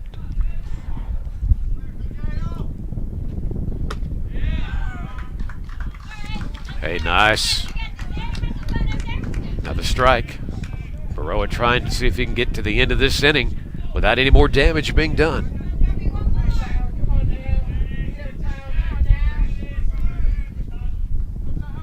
Of course, the pitcher remembering that there's a guy at first. Muscat up to bat. that is going to take care of business there. Didn't work out for Muscat, but certainly we saw that the Titans got it going here, and they have cut into that lead. As we will see them up to bat next in the 4th inning, your Yetis with a 5-3 lead, as it certainly has tightened up in our contest here this afternoon. I'm Tim Foster from C19 TV Sports. Our Yeti athletic baseball field is open, and we're so excited to bring you Yeti men's baseball live on our YouTube channel with Cleveland Community College and the rebroadcast on C19 TV. You can check those out on Tuesday and Thursday nights at 9 p.m. and on the weekends, Saturday and Sunday at 2 p.m. Don't miss great baseball from Region 10. Yeti men's baseball live on our YouTube channel at Cleveland Community College and the rebroadcast on C19 TV. Go Yetis in 2022. This week I am an old team man in the second. And to my right. Is this a European version of the show? What just happened? I have no idea. On the right show? I have no idea. It's great to be here. Yes, it is. We've got Temptation Eyes, Tim Foster. Chanel 19. Yeah, the Tim approved. If you want to smell like Tim Foster. Tim endorsed. Yeah. I like it. And for those of you that do not speak Tunisian, welcome to Meet Me. We want to do that again. The movies. Back live on YouTube and the rebroadcast on C19 TV of Cleveland Community College Yeti Baseball. So glad you're able to check us out today.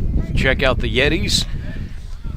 And again, we remind you that it's a special alumni weekend for anyone who went through Cleveland Community College, no matter how many years ago it's been, more recently maybe, or maybe even some decades ago. We are celebrating today this college and this weekend of baseball action as the Yetis are home in a 3-game series against the Guilford Tech Titans. Paul Foster back with Rob Roop. We've got so many great people behind the scenes bringing you this broadcast. And we've got a new pitcher as well in the game for the Titans, Rob. Yes, we do. Derek Vertian, I believe. Is that correct, Paul? That's pretty close to me. Number 25 is the latest pitcher in for the Titans. Well, only so far today they're the second pitcher. And up to bat, by the way, for your Yetis in the rotation, the Mooresville product, Davis Turner. This one's belted, and it'll go right past first base. Out of play, though, for the foul ball.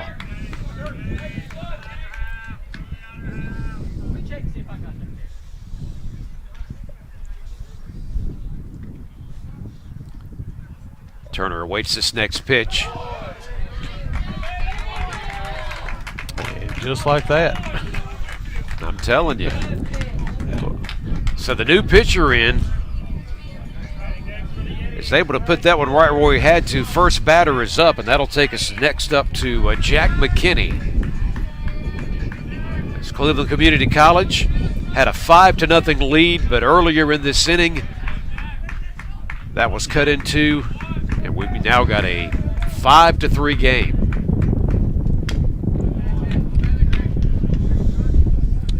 McKinney goes after that one on the first pitch.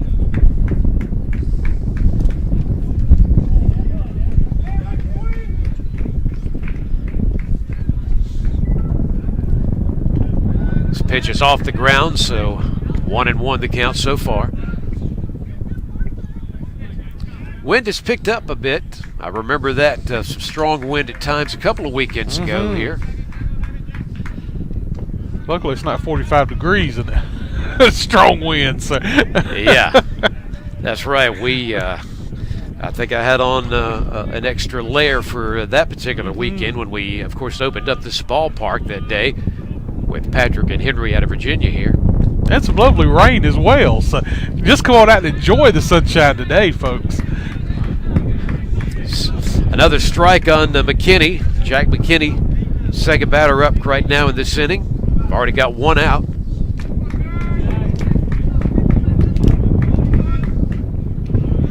And another pitch that's going to go into the dirt here.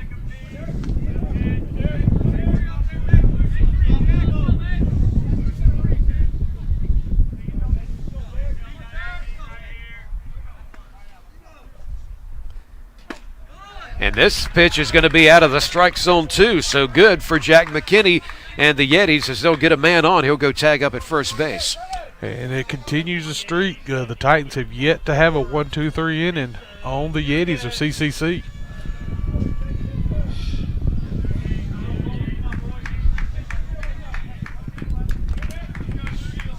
And coming up right now, you've got Mason Dugas up to bat. Yeah, grounded out to second base last time up.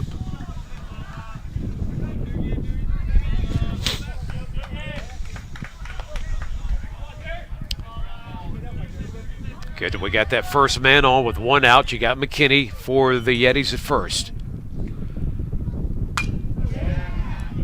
Hit right here in front of us up against the netting. And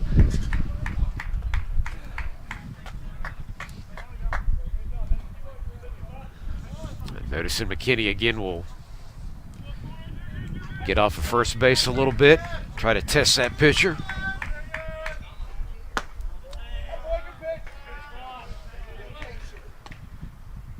Dugas, we'll see if he can advance McKinney to second base or maybe even more, hoping he's going to have an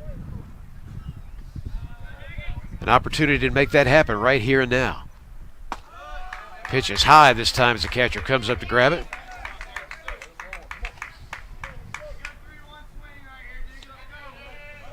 Yeah, so Dugas way ahead in the count.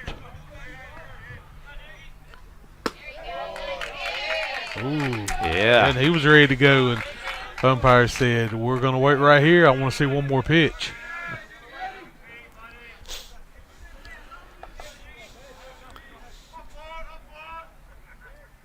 Derek Vartaran's pitch hit out of play that time by Dugas. Montagna had been the pitcher to begin the game today, but in this inning, the change was made to Vartanen.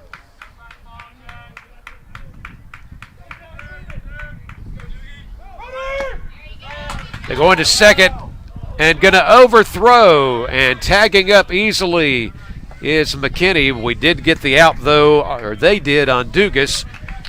And now that'll bring Kelth Sneathan up to bat. And we've had a chance to see him a couple of times already in the game, Rob. Yeah, flew out to left field first inning, flew out to the shortstop in the third. So Sneathan due here. See if he can get that runner in from second base.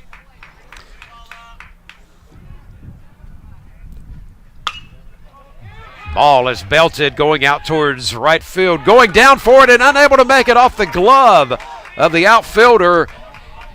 And McKinney thought about even going home. Can he get back to third in time? Now he's in a trouble spot. Third baseman right behind him, and he will catch him for the third out. So we could have gone for having two men on base, but McKinney just was thinking about going home, just didn't end up working out. He's out.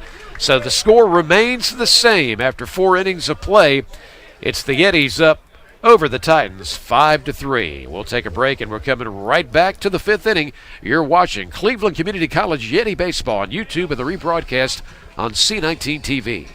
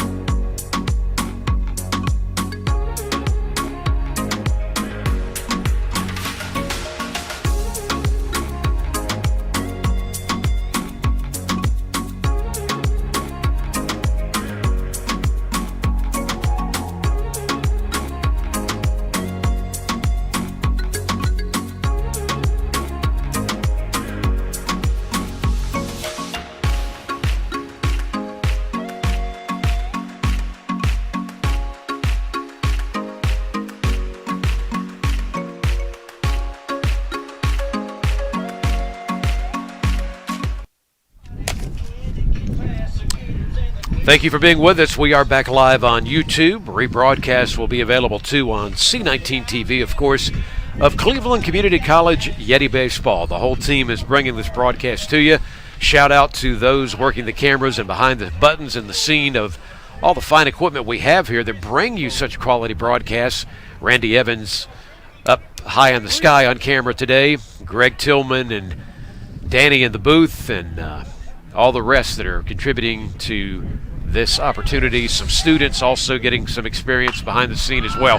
First hit to begin this inning is going up high, and there's going to be an opportunity perhaps just a little bit out of the reach of the outfielder and third baseman, or it might have been trying to chase that one down on this first hitter, but instead the ball goes out of play for the first strike. Yeah, Bleeker first 2 times up, struck out in the first, struck out again in the third inning.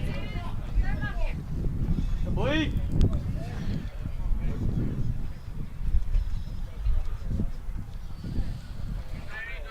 Seven strikeouts in the game so far for Baroa. Yep, I certainly like as this ball is foul out of play right over the dugout of the Yetis, this time by Bleeker. I was going to say, Rob, I've certainly liked what I've seen in Baroa's play on the mound so far this game today.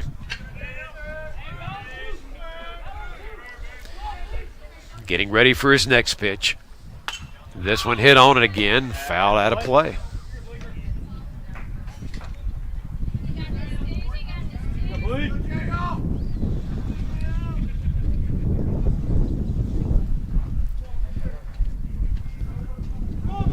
And that last inning up to bat for the Titans, they got something going. As you know, they were able to cut that 5-0 lead now to 5-3.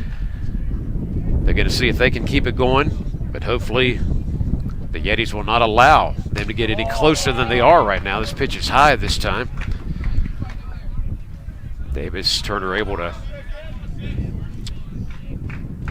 get it back out to his pitcher.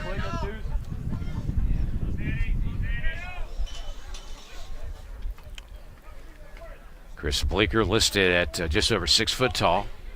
He's the current man up to bat. Goes after this one, swung on and a miss. Well, yeah, must have just stayed alive, Paul. Yep, I think he did connect with that one just to stay alive, as you said.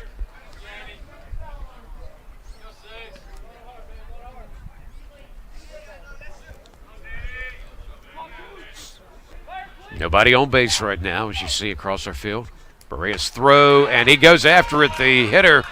And that will do it for Chris Bleeker. He is out. Yeah, his third strikeout in the game. Yeah, he's not been successful against the Yeti pitching of Baroa so far today. And up next is Anthony Halsner. Yeah, was able to reach base in the second off a walk, advanced all the way around to third. Was thrown out trying to head to the plate, and then walked again in the fourth and did come around to score.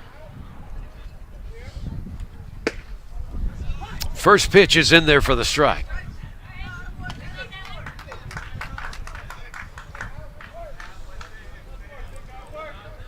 As we've said, great day weather-wise for this alumni weekend and this first game of the doubleheader today. This pitch is a strike as well. So now the pressure is certainly on Anthony Halsner, who's up to bat.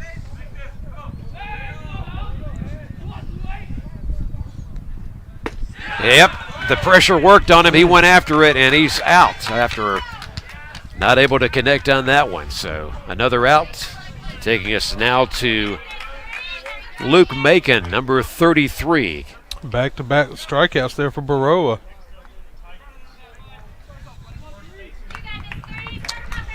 Yeah, one of the things I know has been mentioned, even talking to people out in public, Rob, if they're watching a broadcast or if they've been here and been reading up on the Yetis, is how so far since this baseball program's been underway is the connection with some key players out of Florida, Baroa, one of those being out of Miami. Mm-hmm. And we're glad that he made his way here to Shelby and Cleveland Community College, because we've certainly seen what he's been able to do today. And yes, I know 3 runs came in that last inning, but he still, for the most part, has done a very nice job at the pitcher's mound today. Strung on and a miss there for the strike. One of those times where you can hear the wind picking up here at the ballpark.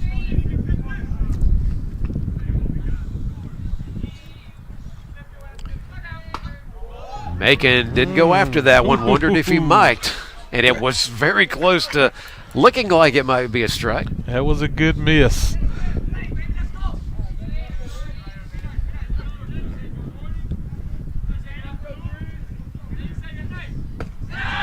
Hey, how about that? That'll take care of it. Another good job by Baroa. Strikes out the side. Yep. I believe his 10th strikeout on the game, Paul.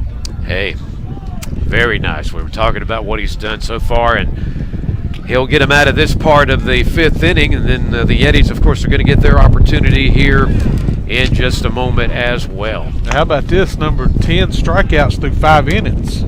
That's even more impressive. Yeah, it is. That's absolutely impressive.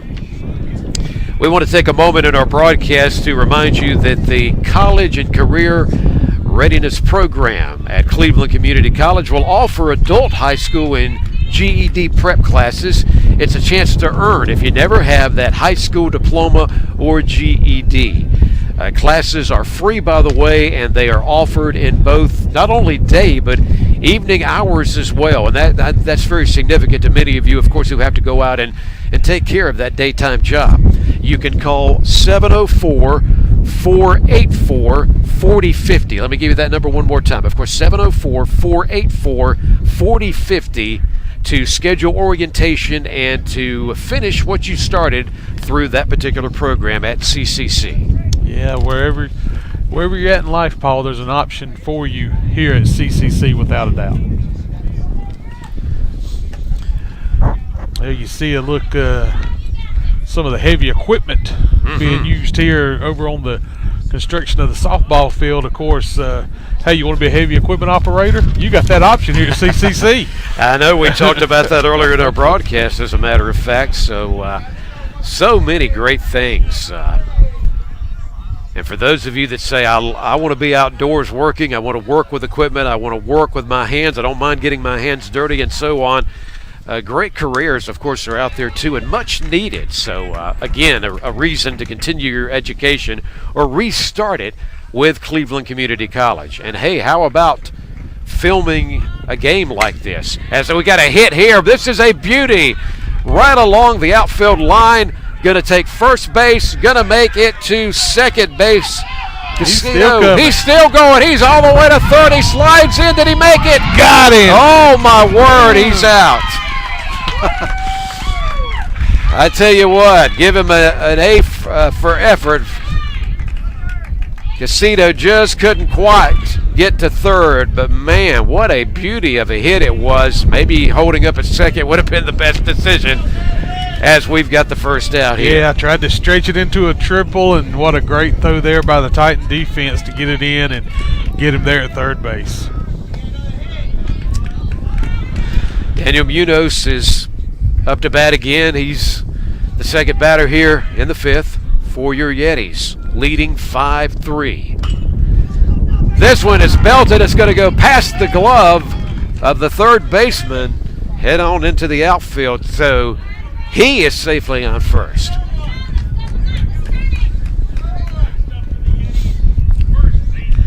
Well, 2 solid swings of the bat to start this inning, Paul.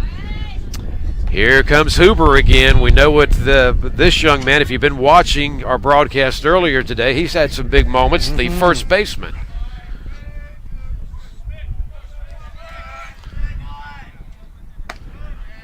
High pitch on that first one.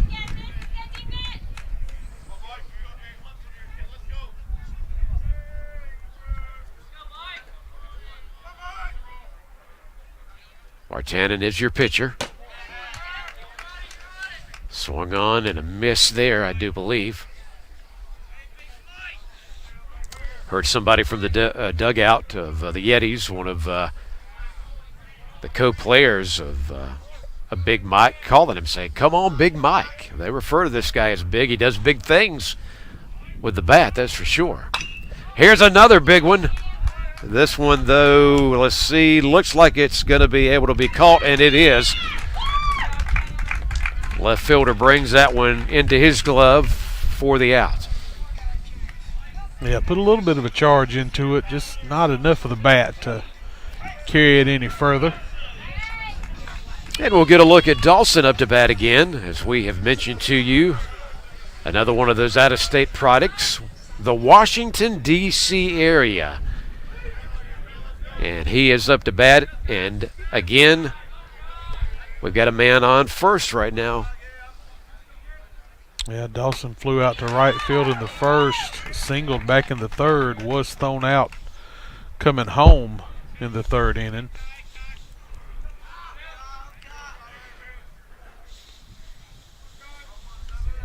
Bartanen's pitch hit. This one, well, the catcher thought about it for a moment. Hacken wondered if he might have a chance to go after it, but that did not end up being the case.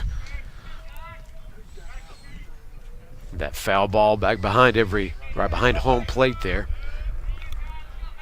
Got a final from that high school girls game, 2A game. Salisbury beat Shelby 46-44 in double overtime, Paul.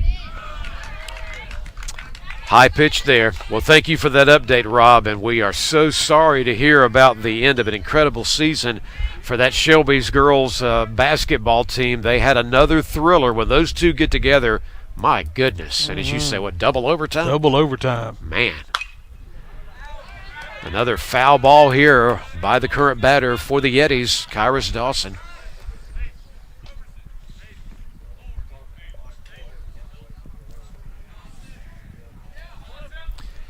If you're just joining us on YouTube, 5-3 here in the fifth inning. The Yetis are up. Dawson's going to pop this one, and it is going to go into the glove of the right fielder for the third out. So we're getting ready to head to the sixth inning, and it's still the Yetis on top, but only by 2, 5-3. And we're going to take a quick break. Stay with us. You're watching CCC Yeti Baseball on YouTube, and maybe you're watching the rebroadcast on C19 TV. Hey everyone, I'm Tim Wisher, welding instructor at Cleveland Community College, and today I'd like to take a little time and tell you about what we do here. Welders are in demand. We offer a certificate program and we offer a diploma program. It takes about a year to come through our program. We offer morning and evening classes here at CCC. We have the lowest student to instructor ratio in the state. We do real life simulation. We do API 1104 downhill pipe welding. We also do D11 structural steel code and ASME welding as well. We have AWS certified welding inspectors on staff. If you want to learn more about our welding program, you can give me a call directly at 704-669-4077 or on the community college website at clevelandcc.edu. COVID-19 vaccines are safe and effective. Millions of doses have already been given in the United States, and these vaccines have the most intensive safety monitoring in U.S. history. If you have questions, get answers from a reliable source. cdc.gov.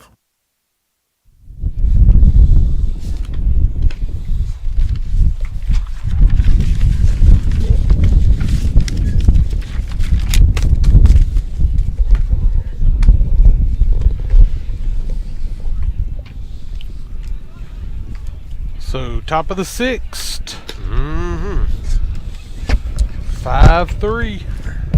And I tell you, if you're the Yetis now, Paul, it's going to be extremely important to hold this thing where it's at. You know, once you get down, if you get down to a 1-run lead, so much more can happen. So, try to maintain this thing at 2.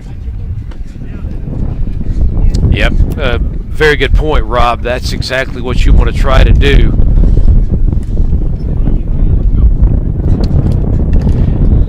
And again, not any change on the pitcher's mound as we get later into the game. Baroa is still out there. And coming up to bat for the Titans at this point will be Lincoln Hackham. He's playing, of course, at the catcher position for his team today.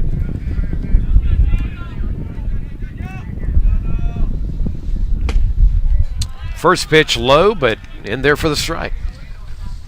As we said, Baroa, 10 strikeouts already in this game on the mound.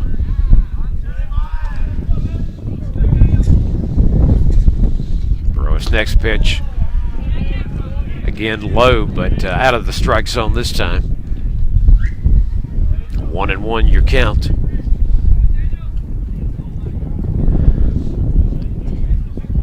Hackham asking for a pause for just a moment here. The current batter up for the Guilford Tech Titans. He starts off this order realizing that his team is down by 2 runs, wanting to see if he can get on base.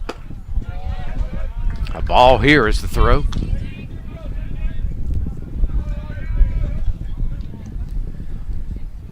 When you break down the records of the wins and losses, we remind you so far the home games that have been played, 4-3 is the record for your Yetis. Goes after it here, the batter, that is a strike.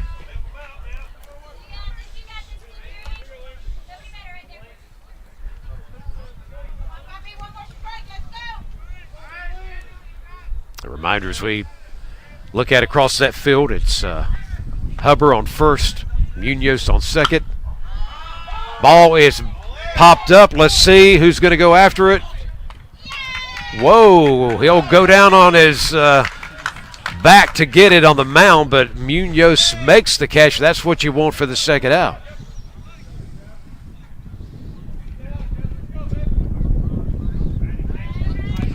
And I was just mentioning, again, those players that are out there right now, besides Baroa, who's on the pitcher's mount.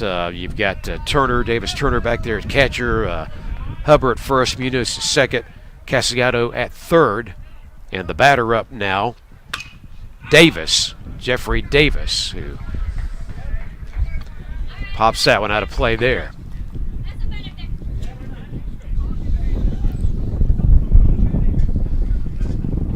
Maintaining and holding on. 2-run lead at the moment, 5-3 for the Yetis. Davis will pop this one, taken by the second baseman, throw to first. And they were able to get that second out.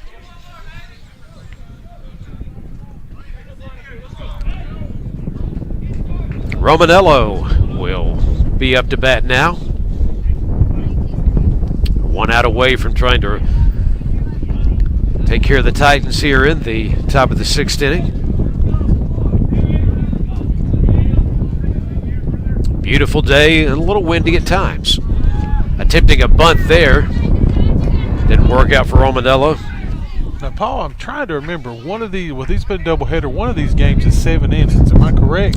That is. The second game today will be a 7-inning only. That's how that works when you in the doubleheader, yes. You've also got that mercy rule. Right, 10 after 5, it could end the game, and then. Yep, we don't have a scenario like that, going on right now by any means in this first game, but that's also something to keep in mind as we adjust to some of the differences in rules and so on from one level of baseball to the other, and what we've got here with this community college play. This one is popped, and this one will go well out of play. And Jack McKinney out there thought about trying to chase that one down, but it is a foul ball.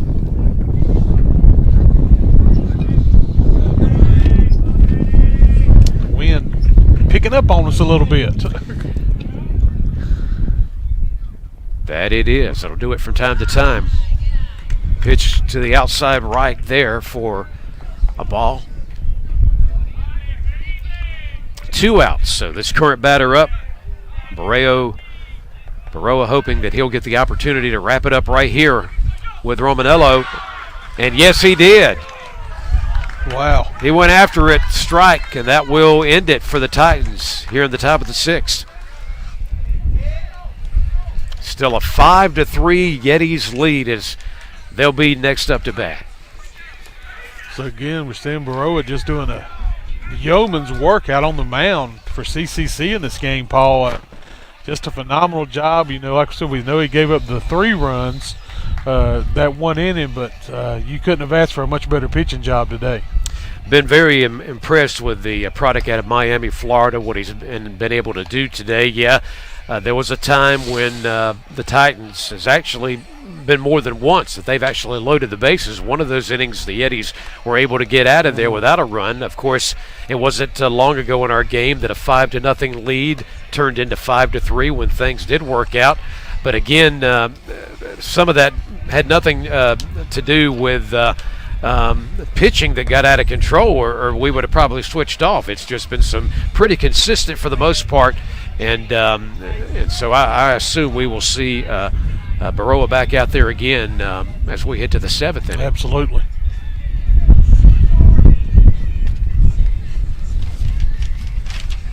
Again, we want to remind you about a special coming up here on C19 TV. If maybe we can get that here up on the screen with what's going on over in Europe involving Russia and the Ukraine.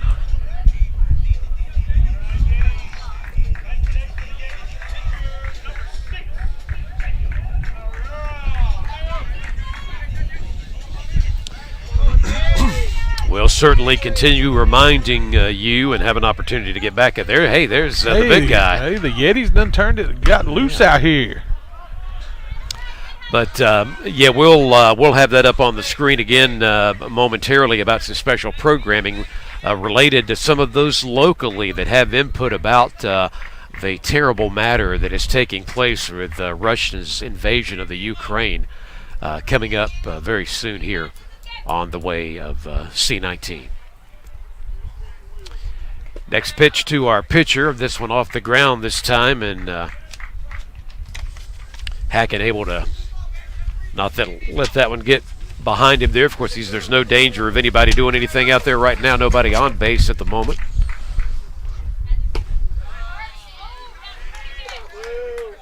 A ball there to Baroa. He's been very successful not only at pitching, but when he has been at bat in this game, as we've mentioned. Belts this one. This one, though, will be brought in by the third baseman. High throw, but coming down with it safely is Bleeker, and he is able to get Baroa out.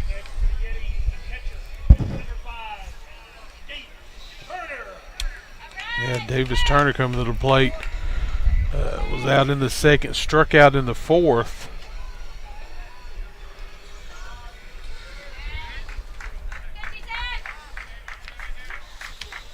Yeah, Davis has, of course, been his duties after he strikes on that first pitch, doing his duties as catcher in this game today.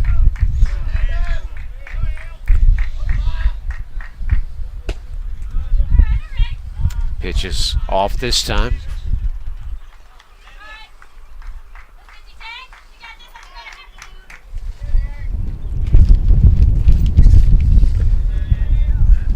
Pitch off the glove of the catcher that time. Throw was low.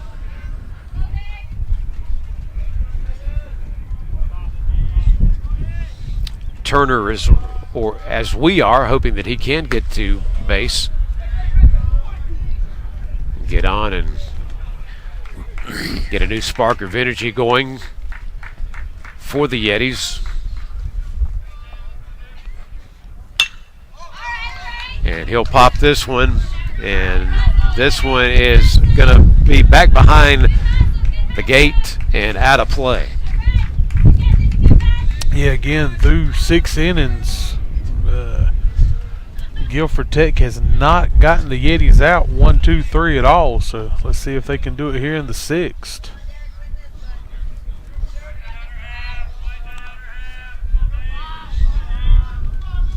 Davis Turner, let's see what happens here.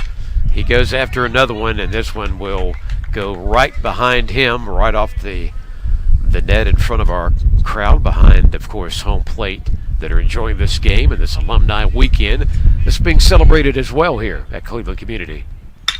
This one is hit hard, and let's see where this one's going back for it, and it is going to be a hit, as it was back behind the outfield, and great job by Davis Turner, who makes it to second base.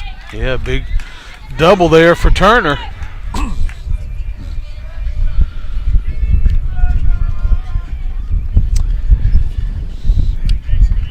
So good to see things come alive for Davis Turner, the Yeti's catcher in this game, getting the double hit. And with him now on second in scoring position, that'll take us to the next batter up for the Yetis, who is Jack McKinney.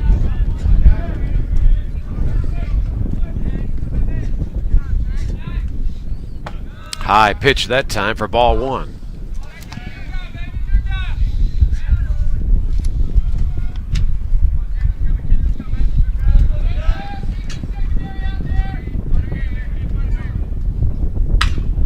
This one is belted to the outfield, and this will be a base hit for McKinney. He's on first. Davis Turner now on third, and we talked about some new things coming alive, Rob, and that's what we're seeing. Yeah, runners on the corner now with just one out, and Dugas coming to the plate.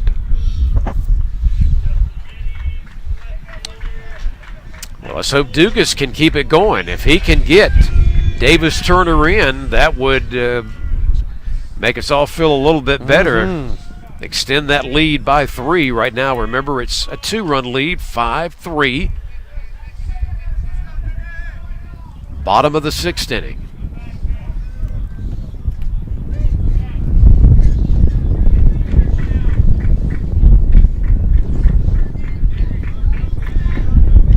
Vartanian is the pitcher. Here is a bunt. Pitcher trying to decide what to do. He's finally going to go home with it. Davis Turner is trying to run away, but he's not going to be able to escape. They'll get him. The third baseman will make the tag, and they'll get the out there.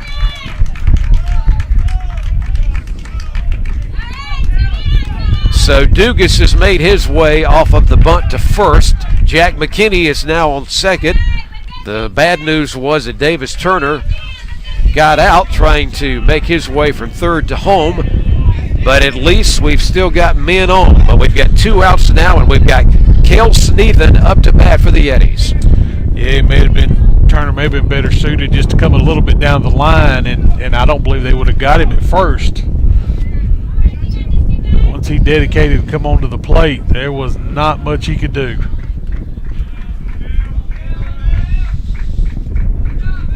Vartanen, who is on the mound right now, is the second pitcher of the day, as we mentioned to you a little while ago, for these Titans. And his pitch is high that time. Good job by Lincoln Hackham not to let that one escape him, the catcher.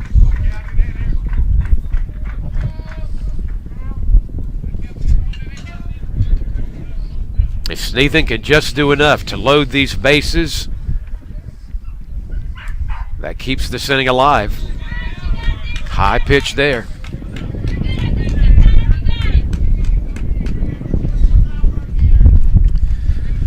Both teams have given us some good action in this first of a doubleheader today.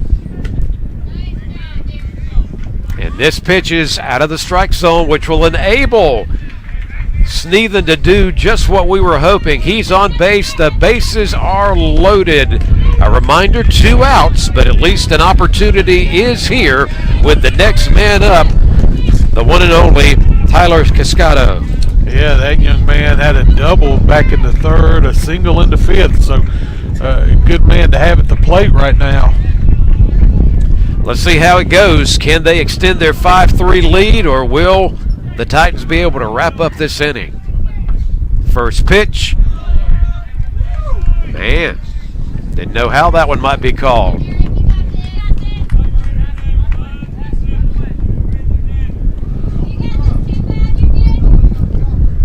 We're hearing a lot of responses from the audience right now, really into this one. This one's in there for the strike. 1-1 count, I do believe, here at the moment. Casciado is the man up, the man that knows that the bases are loaded for his team at the moment. Another strike, that time by number 25, Vartanen. How's this one going to play out?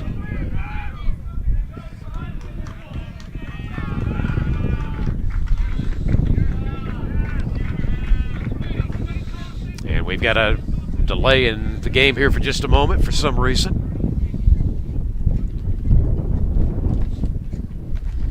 Yeah, not exactly sure what we got going on.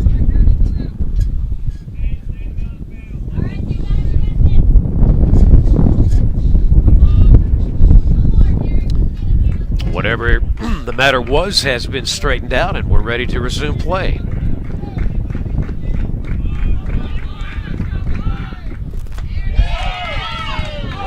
Wow! The catcher was getting ready to head to the dugout, but that was not a strike ball called there. He said, whoa, whoa, whoa. A lot of times you see the batter take off to first thinking he had to walk. That time you see the catcher leaving the field thinking he had the strikeout. Casiato is still alive, and so are the Yetis with the bases loaded. A reminder, 2 outs right now in this bottom of the 6th inning. Let's see if Casiato can make them pay here. Let's see. Next pitch. And that will take care of the inning. So the pitcher does his job. The bases remain loaded with 3 men on. So the score remains the same as well.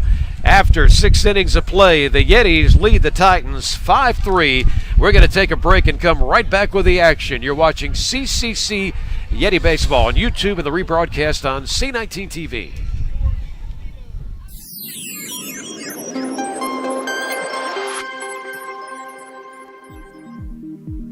Cleveland Community College has identified strengthening online learning as the topic for its quality enhancement plan. We're calling it SOUL.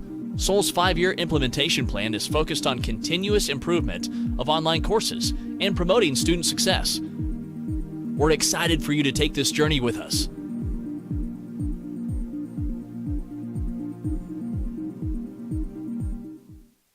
Between your job, your family, and other demands on your time, life can get pretty hectic. So we want you to take time for yourself. Hi, I'm Jennifer Harrell, and I want you to join me for your health. Each month, the Cleveland County Health Department and C19 TV will explore topics that affect you and your family's health. We'll discuss the importance of exercise, a healthy diet, and regular health screenings and checkups. From fitness tips to warning signs to the latest healthcare news. For Your Health will help keep you in shape and up to date in Cleveland County. We want you to be your best, so join us each month for Your Health, right here on Spectrum Cable and online, c19.tv. Back live on YouTube and the rebroadcast on C19 TV for Cleveland Community College Yeti Baseball. Paul Foster and Rob Roop, we're back on the broadcast.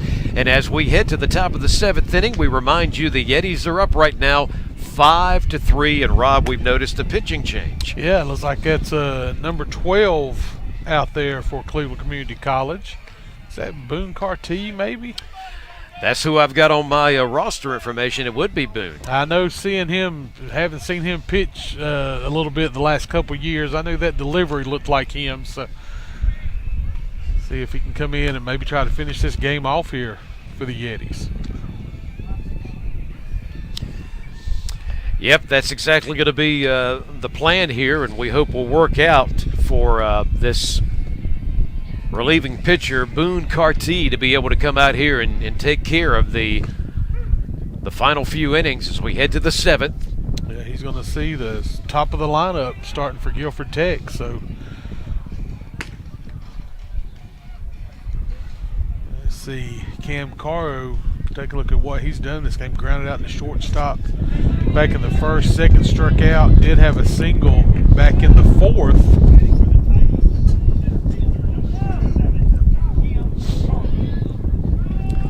And coming up right now in the rotation, the first batter up is going to be taking us back to the top of today's lineup, by the way, number 27, Cam Caro.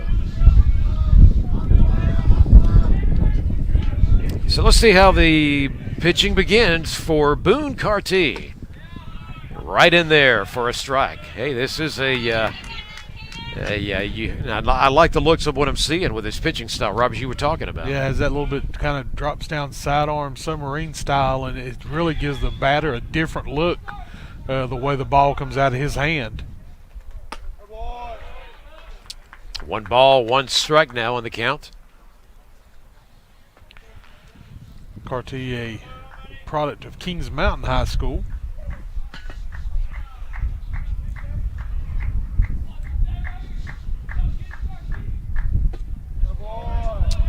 That ball's a little out of the zone there, as you saw, and 2 balls now, 1 strike. And yeah, thinking about that name Carty, and being that he is Kings Mountain, I know that Carty name has been a family bloodline that's gone over to the Kings Mountain area going back a number of years.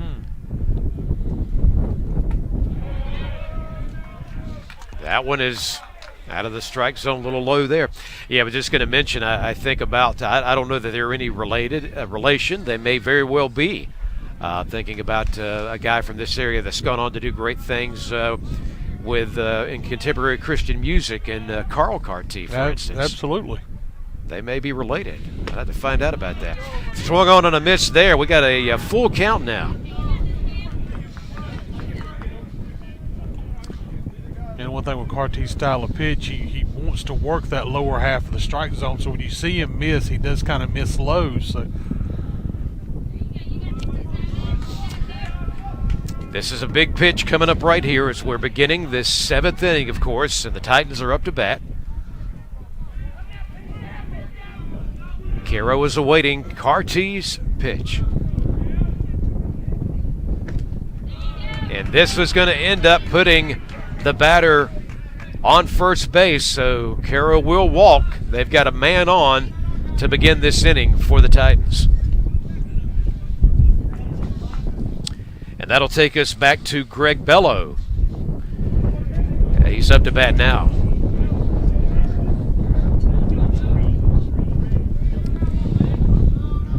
The first of 2 games today, a part of Alumni Weekend, a 3rd game on Sunday. And for those of you watching live now on YouTube, a reminder, you can see all of those games online, still to come. Carty's first pitch is a ball. What has Bello done earlier up to bat, Rob, for the Titans? Taking a look at Bello's numbers, singled in the first, fly out to center field in the 3rd, and walked in the 4th. Thank you, sir. Quick throw over to first just to test him out there. And I tell you, so much you can do, Paul. Come to the ball game here, then watch the rebroadcast on C19 TV. You may see yourself on television. That's a very good point. Davis Turner scooting away from being right behind the base there to make sure that he didn't let the ball get away from him there. Catcher doing his thing and certainly was keeping an eye on the runner on first base. And now coming away out of the dugout, we got the coach coming to the mound and going to have a little meeting here for the Yetis.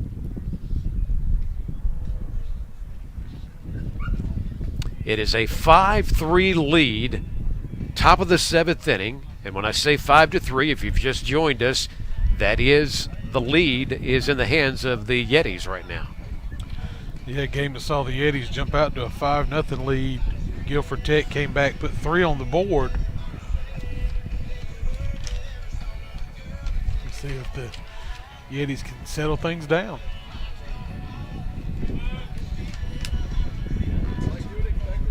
So glad to be bringing you baseball action by way of the broadcasting of C19. And I know when I was talking about the different programs available for you to continue your education, if there is an interest in what it is like to be on a microphone, to be behind the microphone, the buttons, the cameras, the equipment, broadcasting, you'd like to learn more about that, got a great program here as well. So many reasons to check in to Cleveland Community College as our game resumes.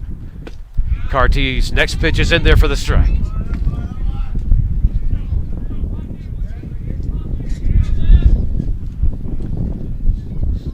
Bello up to bat. It's Caro who's on first base presently for the Titans.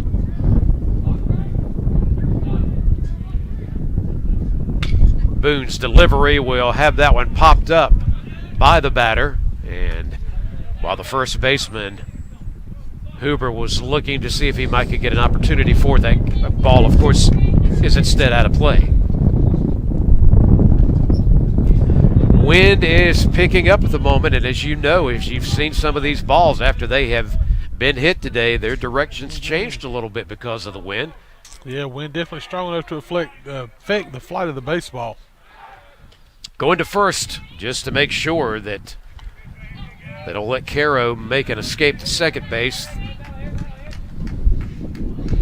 Back into the hands of the pitcher, who just relieved a great day for the starting pitcher, Barreo, who was in there up until this inning a few minutes ago. This one is hit on, going deep out to the right field, and it is brought in. McKinney out there to make that grab for the out. So still a man on with Cam Caro still on first and up to bat. First time we saw him was a little while ago. We believe a reliever in Tyler Muscat. Yeah, Muscat struck out his first time up.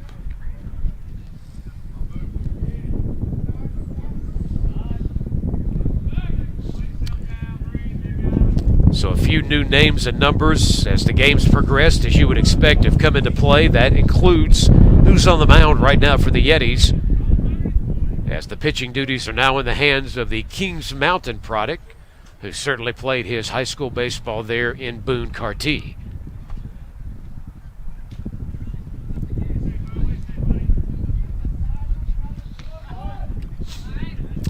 Muscat's ready. Let's see what Cartee's going to do on his first pitch to him. Low pitch there.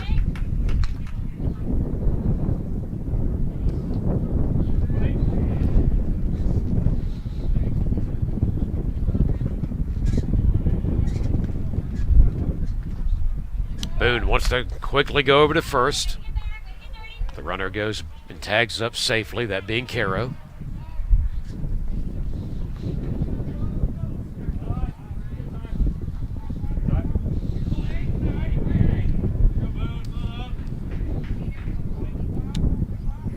Cartee getting ready. And again, he's going to go over to first. Throwing that ball to the first baseman. Huber brings it in, but tagged up safely was Caro.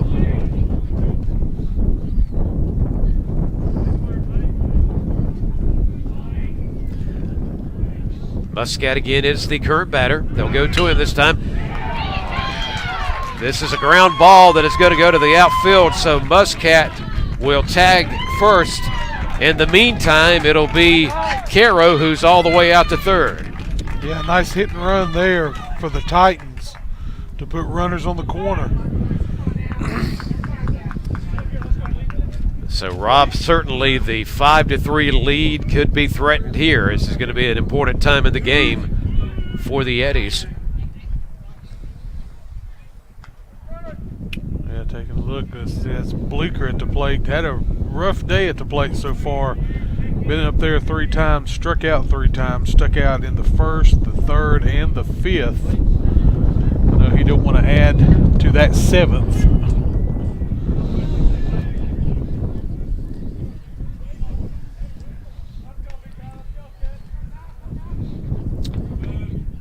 Bleeker, the batter, as we just mentioned, and let's see what Cartee's going to do here.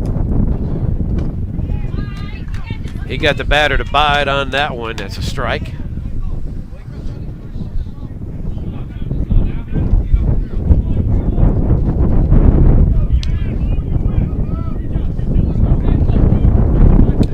Wind really having its moment again. There'll be a time where it'll just completely, it's like a light switch on and off, and it completely seems like it's very quiet, and then it's back where it's heavy for at least a moment or two. And again, another one of those examples on the field where we saw the pitcher Cartee throw it to first to see if he might could get a quick out there. It didn't work out. He'll go back to work on the current batter, Bleeker, who pops this one foul ball back behind home plate. Don't forget, you can get some great concessions here. I saw somebody over there enjoying a hot dog as I look back into the bleachers. More people are coming out here to enjoy baseball. They're enjoying the Alumni Weekend as past graduates of CCC. We hope you'll join in. Maybe you can get here for the second game this afternoon, Sunday. And as Rob mentioned earlier, you can then go back and watch the game later. And I know for me, there's so many things you can catch from your vantage point that you didn't from your seat and your chair compared to when you will watch the broadcast out there on YouTube and C19.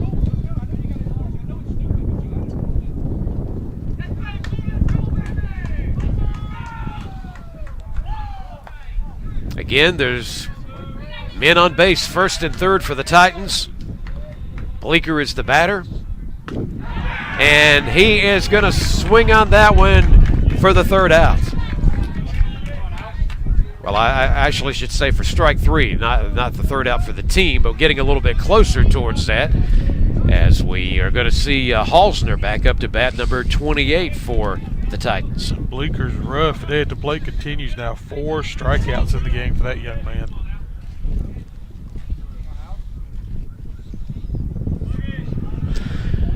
So a big moment here for the Yetis, trying to end this without that lead being cut into, which is 2 runs at the moment. And Carty's first throw is out of the strike zone for ball 1.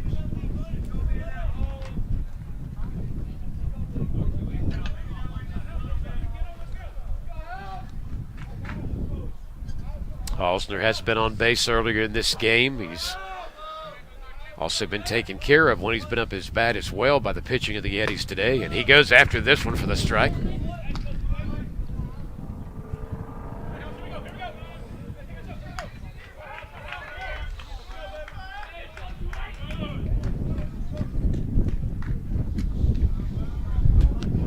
Carty finds a way to get you, and I'm liking what I'm seeing as he's in the relieving duty today. This one is going to pop towards first base. Huber's going to have to go away from the base, though, and he will be able to get to it in time. So thank goodness, a good job by him. He's able to end the inning without any additional runs. So we still have the Yetis up by a score of 5-3.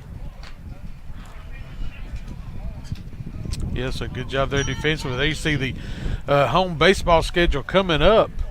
As you can see right now, we have the doubleheader with Guilford Tech. Guilford Tech again tomorrow. Then the 23rd, Erskine College JV March 30th, playing Surrey. So a lot of good home baseball to be played. Catawba Valley, April 2nd, April 3rd, March 7th, Catawba. How about April 13th, fall at Gaston College? We talked about what could be a great rivalry there. Also Florence, Darlington, Gaston again. So a lot of great baseball still to be played here at home, and a lot of great opportunities to come out and see the Yetis. At the time we're doing this broadcast, by the way, that Gaston College team, if I'm not mistaken, undefeated. They are. They're undefeated right now. They are a new program. They pulled off some big things to get in, apparently some pretty good talent.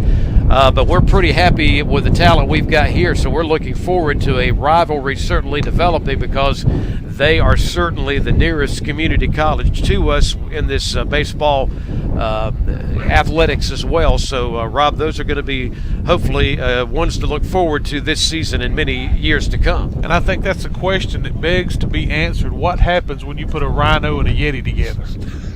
I think that is a question we have to have answered this season. What happens when a Rhino and a Yeti get together? I don't want to miss it. I'll just put it to you like that. Only you could come up with such a question. But that will be a battle, to say the least, the Rhino and the Yeti. Bottom of the 7th inning is where we're going now for your Yetis. And we talked about maintaining and controlling. And maintaining and controlling has a lot more to do with when you're the team in the outfield, because you don't want to let the opposition be able to catch you. But now this is the opportunity where we can try to grow the lead, maybe up 5-3. And this is a good way to start if it would have gotten by the first baseman. So great job right there. Give credit to Bleeker, who was able to hold on to that one and go tag first base for out 1. Yeah, Munoz put a charge into it there towards the first base line, but as we said, a great play over there defensively for the out. So 1 out, and next man up is Huber. Or it's Huber, I should say.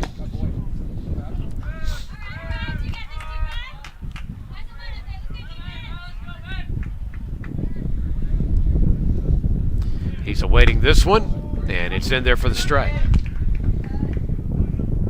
Like you said, Paul, you can hear from the dugout over there, Big Mike. So said Big Mike can do something with the baseball here. He pops that one. Let's see where it's going to go. Yes! Like we said, Big Mike do something with the baseball, and he does. It's not Big Mike with a big homer. And, yeah, come on out, guys, from the dugout. We're going to celebrate this one. We were talking about extending the lead, and thanks to Big Mike, it's been done. This big man has got a homer, and now it's a 6-3 lead. How you like that, Paul? He waits, man, gets the sledgehammer when he comes over, and you hear the big boom from the dugout.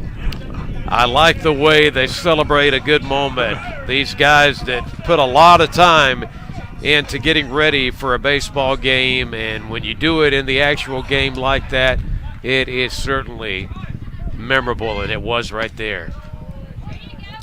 So we go from Big Mike to a guy that's not too bad himself, and that being Kyrus Dawson is now up to bat.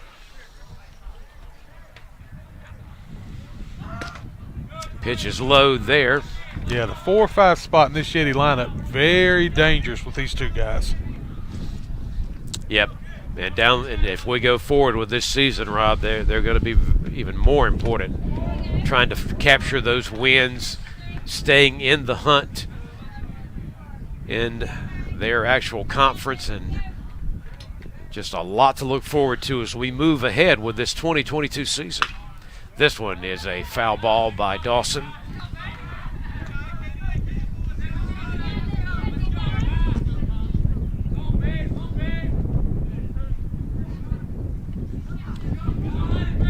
Vartanian is still on the mound. Dawson goes after this one, and it's going to be out of play. Certainly Bleeker was going to go over the first baseman to see if there'd be any opportunity for him to get his glove under that ball. After Big Mike's homer a moment ago, again 6-3 is now the lead for the Yetis.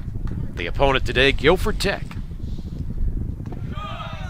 Ball low here. Catcher backs up to stop that one.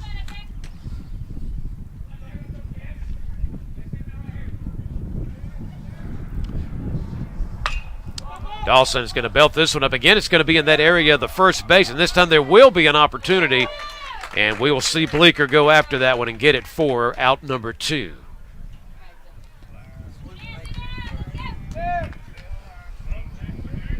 Glad you're with us for the Yetis, and we want you to follow this team and do so also by going to the website of Cleveland Community College. Follow them online at the social media sites. And, of course, you'll be able to follow the broadcast every time at home here, thanks to C19. Strike 1 here. And, by the way, up to bat is the pitcher, the reliever that came in moments ago, Boone Carty.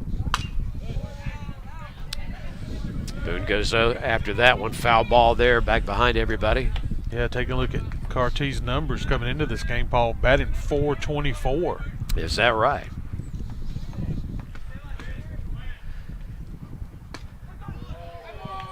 And that is in there for the strike. So the Titans get out of this one after Big Mike's home run a little while ago, and after we wrap up 7 innings of play, the Yetis now lead by a score of 6-3.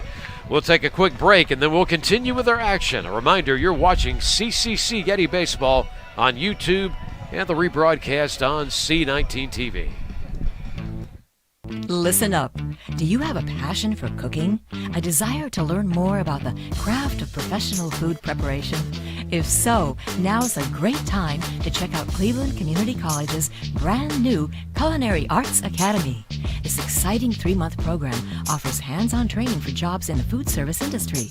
Across the nation, food service is one of the fastest growing industries. With your training at CCC's Culinary Arts Academy, you can compete for jobs in hotels, restaurants, conference centers, cruise ships, and other settings.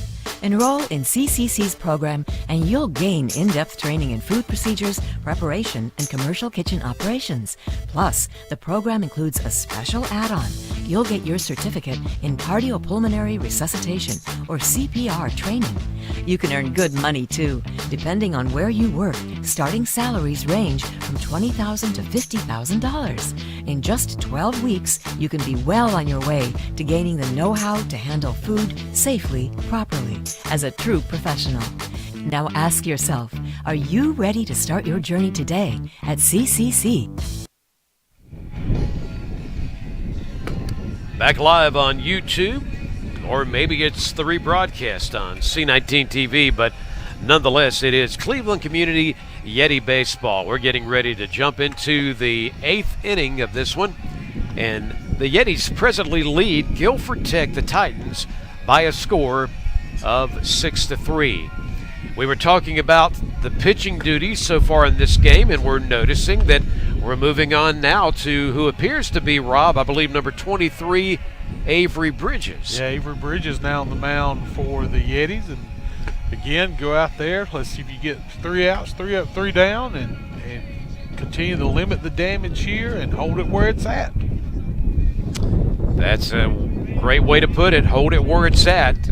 You were able to add a run in that last inning. So it's a 3-run lead right now. Just take care of business, and maybe Avery Bridges is just the guy to take care of business from the mound the rest of the way. I believe Avery from Polk County, if I'm not mistaken. So.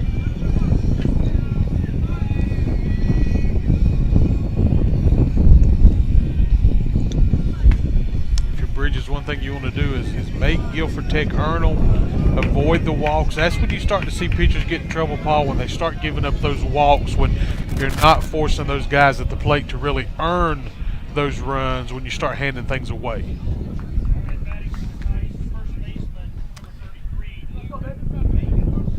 Yep, avoid the errors, avoid giving anything easy. And sometimes down the stretch, baseball teams that have led an entire game, as everybody in the sport of baseball knows, it can slip away. It can slip away quickly, so we hope that will not be the case. We're certainly feeling good here as we head into this 8th inning.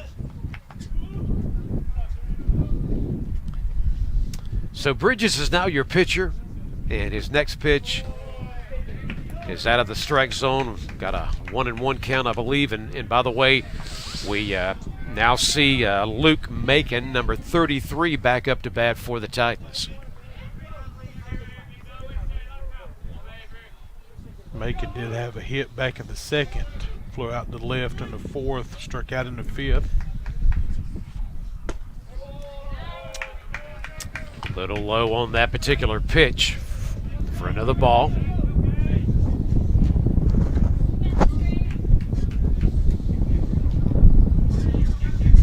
Bridges eyeing down his batter.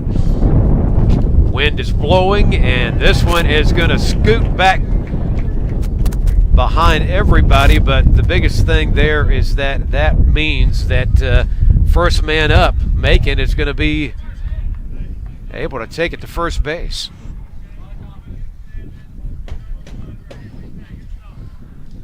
So they got a man on, as we'll see Lincoln Hackham up to bat now.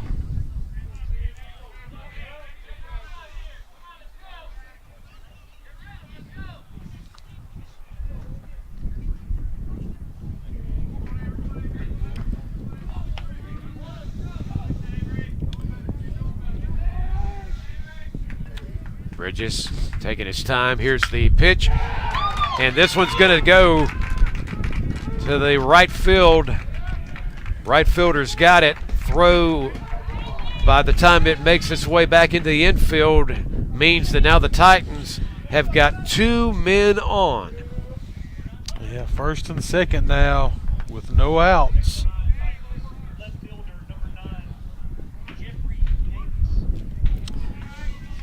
Coming up now is going to be Davis. By the way, Jeffrey Davis has been in the outfield, left field, his duties in this game today, knowing now he's up to bat with men on, as we said, at first and second base. Bridges, first pitch, batter backing up just a bit for ball on that one. Yeah, last time Davis was up, grounded out to the shortstop.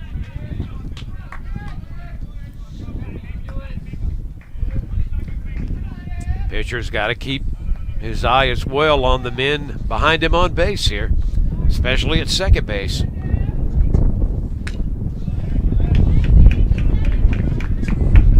Went after that one, did the batter. Back behind him for the foul ball, Jeffrey Davis.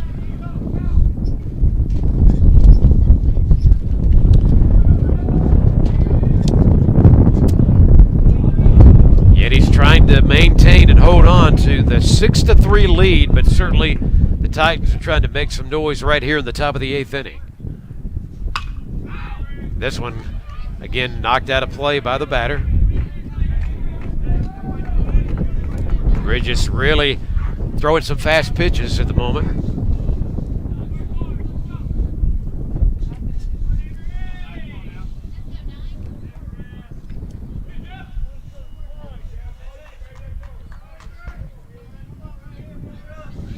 Hearing a little bit more and more from the crowd in this important time of the game. Pitcher holds up there as Avery Bridges almost looked like he was threatened by the possible scoring run that's in place there at second base. Going after it again, but able to tag that ball was Davis. Yeah, outstanding job to protect the plate there.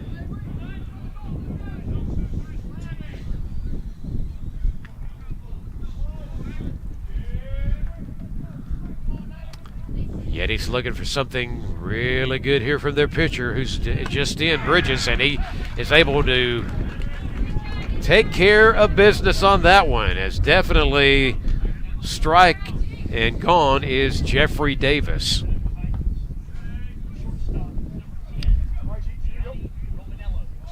Gianni Romanello, shortstop in this game today for the Titans, is next man up.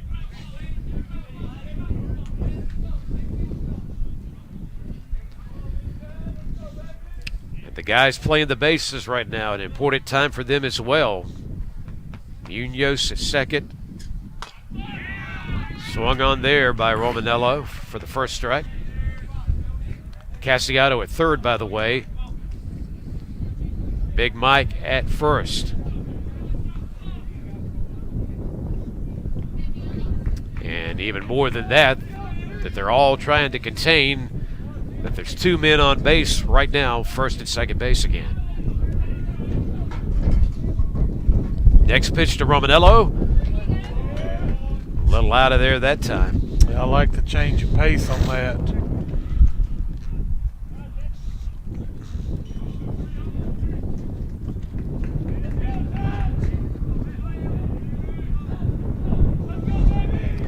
Avery looking behind him. Now his pitch. Low and had to be stopped, which it was by catcher Davis Turner. Didn't let him get away from him, enabling somebody to, in particular, to go from second to third base.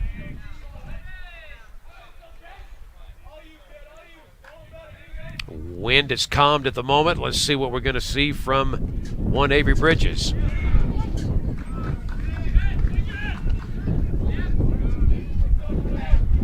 Romanello is still alive right now.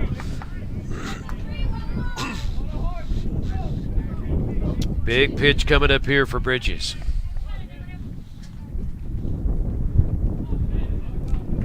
Eyeing Romanello down, getting in his stance. And now Romanello backs away. And it gives the pitcher a chance to Look back over at first and second base, of course. And now get ready for this pitch.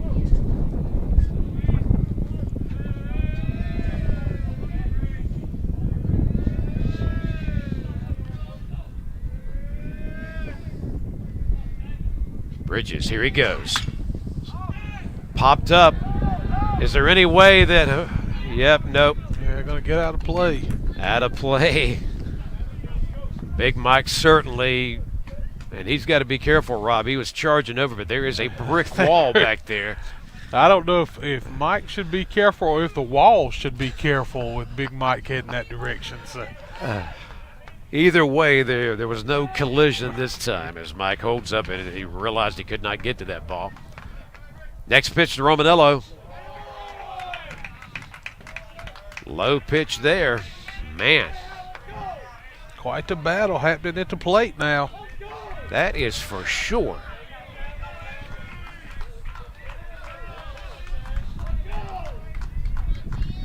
Two men on. The batter in a situation where something's got to give. And let's see if Avery Bridges can find that. Romanello is going to pop this one up, and it should be caught. It is in the outfield for the out. So that's out number 2.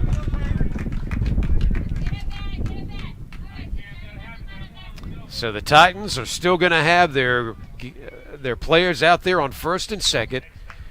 And in the meantime, the next batter up is going to take us back to Caro. Caro walked back in the 7th.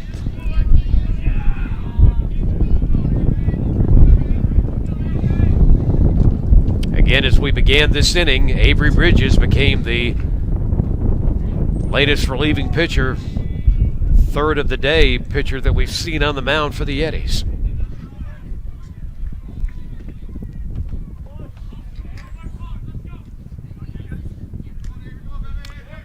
Yetis leading 6-3 here in what is the top of the 8th inning. In there for the strike.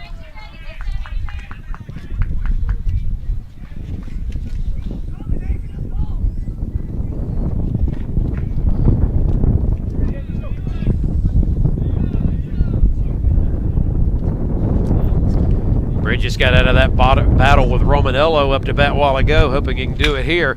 Caro's going to pop this one, and it is going to be a hit. And now the Titans have got the bases loaded.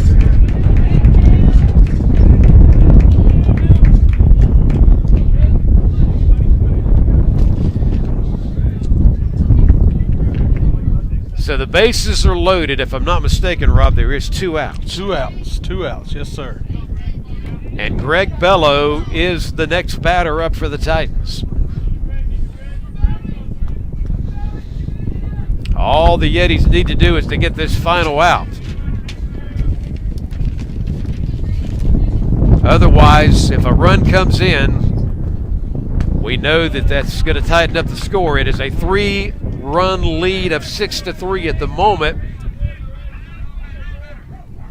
And there could even be the damage of more than 1 run, though, when you've already got the bases loaded. So certainly a crucial moment for the Yetis in hanging on to their lead. In there for the strike on that pitch from one Avery Bridges.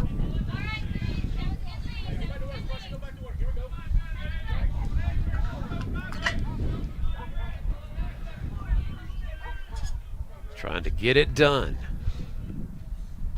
Oh my, that pitch has hit Bello in the helmet. Umpire said he hit the bat, Paul. Oh, did he? Okay, maybe did it come off the bat and then the helmet? So that was while he made the calling, and I know the manager's coming out to have a word with the. Yeah, so sure did. Yes, he said umpire said it caught the bat. Well, we're going to go on his word, and maybe, from my vantage point, maybe it was the bat being so close to the helmet when it was pulled back, but now we're going to have a discussion about this, but this is going to be interesting if it's reversed. If it is so and you walk, then of course you've got a run coming in. And it's gonna stand. So yeah, the umpire said caught the bat first. Well, and maybe he got it right. We're not looking at it again, but Bello got up off the ground and started pointing at his helmet, and maybe that was a way to try to pull that off. And again, I'm not trying to be disrespectful in any way if that's what happened, but the ump's right there behind it, and he says it was a connection with the ball on bat. Here we go. Next pitch is high. So a run did not come in. We didn't get a walk, and we remain in the same scenario, right now with the bases loaded, but there is already the 2 outs. And again, it is Avery Bridges who has been called upon to pitch here in this 8th inning for the Yetis. If they can get out of this one, it'll be another big moment in this game where they've survived a big threat. This is a low pitch and heading home. The catcher's there. He should have him. He got him. Yes, he did. How about that for Davis Turner? There was a low pitch and got behind him, but he was able to go find the ball and get back in time. What a moment in this game for the Yetis. Wow. The bases are left loaded. The out comes at home plate. And Rob Roop, that was just fantastic that no runs came in for the Titans. That was absolutely incredible. So we're getting ready to go to the bottom of the 8th.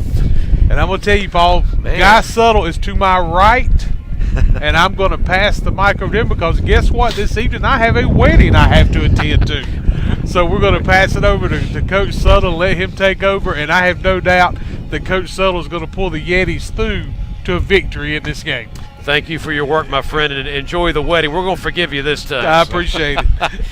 Oh, my. Well, we're keeping it right here. Give me an opportunity to just, again, thank Greg Tillman and everybody behind the scenes that put on these broadcasts with the communications department and C19 TV bringing this one to you today as we get ready to go to the bottom of the 8th inning. Local high schools, by the way, will begin registration for the next school year. That's going on now. And eligible juniors and seniors can take a variety of college transfer classes and or technical education classes, and that is tuition free. So jumpstart your move onto college. So if you're in high school, we would invite you to certainly reach out to Cleveland Community College about that opportunity to do so. And Guy, there's been very few times that I've done a broadcast where we've had to go from one announcer to another within the game, but welcome in.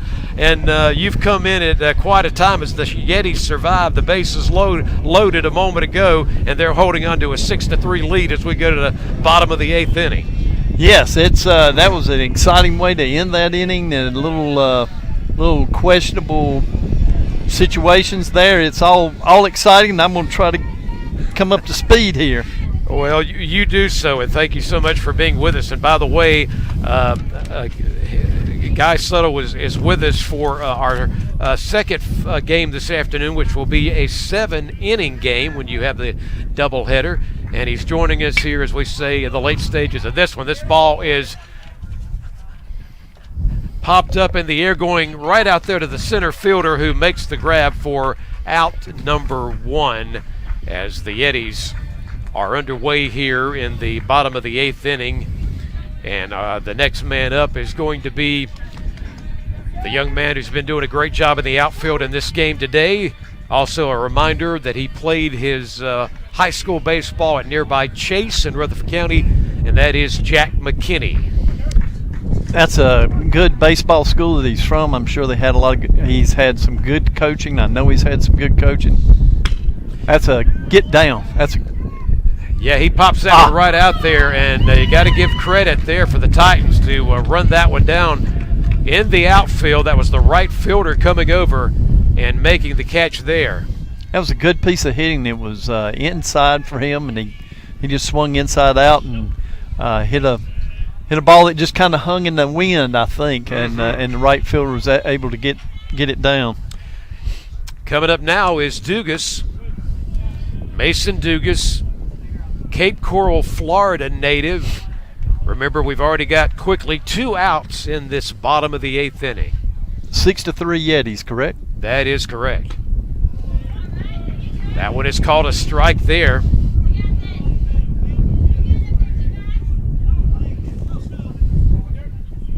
Martinian remains the pitcher. He's the second one up today, and he's going to take care of Dugas just like that. That was the quickest inning we've had today. 1, 2, 3, and after 8 innings of play, we have got a 6-3 Yetis lead. We're going to be right back and jump to the 9th.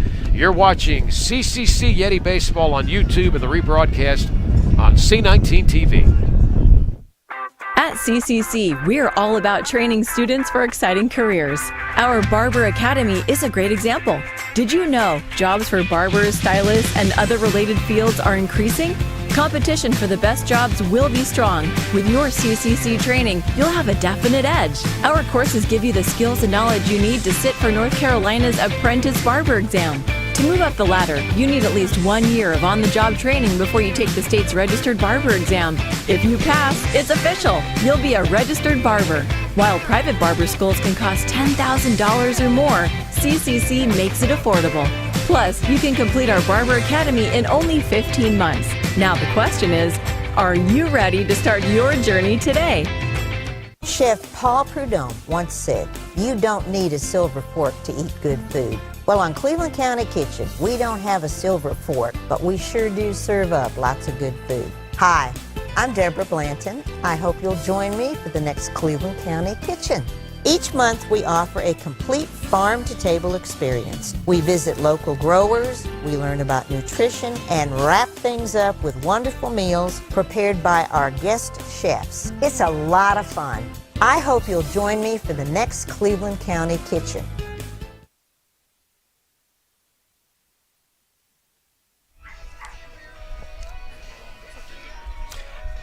We are so glad you're with us. We are back live, of course, on YouTube and maybe even with you at a later date on the rebroadcast on C19 TV of Cleveland Community College Yeti Baseball. Paul Foster now joined by Guy Settle, who is settling in now. He's with us for what's getting ready to be the final inning of Game 1. And, of course, Guy will be with me for Game 2 set for sometime a little beyond 3 o'clock. This afternoon. But Guy, as we were letting everybody know after that last inning, the Yetis are maintaining a 6-3 lead. As you get into the position here at the broadcast table, there was to remind you and the audience, there was a time in this game where it was 5-0. The Yetis were leading. Then there was a time where the bats came alive for the Titans, and they made it 5-3. Since then, the Yetis have been able to maintain, even as you saw a few minutes ago with the bases loaded. They got an additional run, a home run by Mike Huber, and that's how they've got this 6-3 lead. Well, it's been an exciting game for you then, and right here in the top of the 9th, and we need to hold them right here. Guilford Tech coming in for 2 today. We need to hold them right here and get this. You always want to win that first game of the series. Absolutely. Well, all we got to do is get 3 outs because this is their last stand in this game. They are the team, the guests. They are up first to bat in the inning, each inning, of course, and they need 3 runs to be able to keep this game going forward if you are the Titans. So here we go. First man up for the Titans is Greg Bello, and he'll swing on this one for the strike. We've had quite a bit of pitching changing down the stretch today, which now takes us to Graham Brown, who is the latest newcomer on the mound for the Yetis. Graham needs to make sure he gets plenty of ground balls and just throwing strikes right here. Make him swing the stick. Yep, and that's exactly what Bello did there, knocking that one a foul ball back behind home plate. Yeah, anytime that you're in the top of the 9th with the lead, you certainly don't want to see any walks or errors. And let's hope that's how this baby wraps up this afternoon as we get ready for Brown's next pitch. Good play. Yep, pop right to him, and he's going to walk over and throw it into the hands of the first baseman, and the out is taken care of in Bello. That was a good play by the pitcher. He's playing after he turns the ball loose. He's an infielder just like everyone else. That was a good play. Next up is going to be Tyler Muscat. He did not start in the original rotation today, so he came into the game. We've now seen him 2, maybe 3 times up to bat. So it's Brown versus Muscat right now in this game here in the 9th inning. Good pitch. Yep, good pitch. In for the strike. Start him off for the curveball right there, and that was a good pitch. Keep him off stride. Graham Brown, by the way, is out of Harrisburg, North Carolina, the new pitcher in the game for the Yetis. That one is a low pitch into the dirt.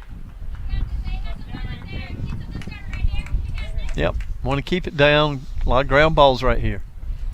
And again, seeing the catcher in action there reminds me of what he did for us to get out of that inning a little bit ago. Great job by Davis Turner to get the man trying to come home for the score for the Titans.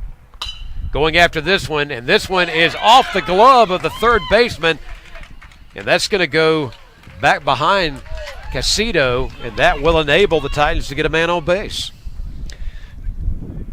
The camera blocked our view, or blocked my view just a little bit right there. Do you have to backhand that one, Tim? That's exactly Paul, what. excuse me, I'm sorry. Well, there's a lot of those Fosters around. You're exactly right. He was trying to backhand that glove around. It popped back behind him. He had to chase the ball down, and of course, as you saw, that enabled the Titans to get a man on first.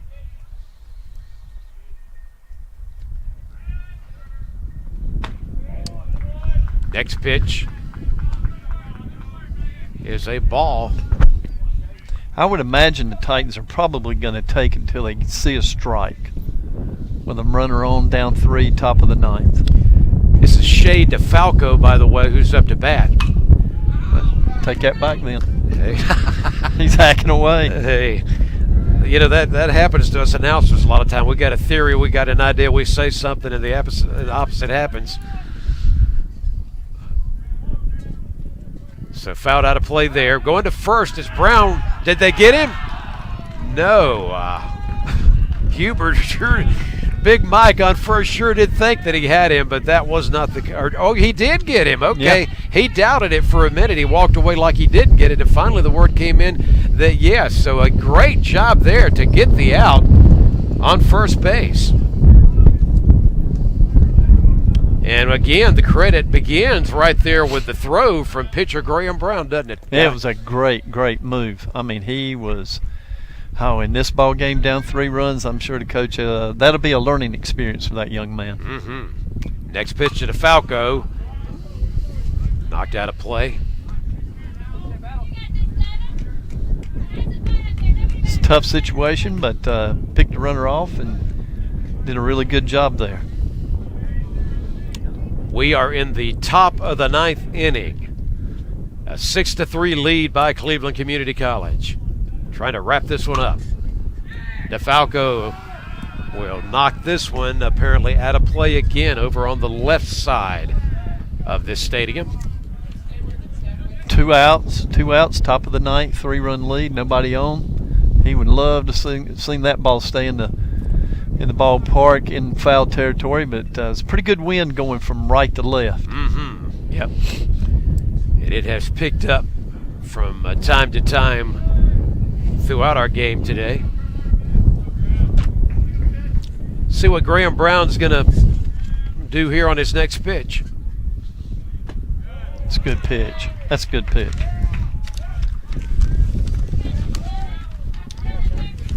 That catcher, Davis Turner, has worked this entire game today. Certainly had some good moments for the job he needs to do behind the batter.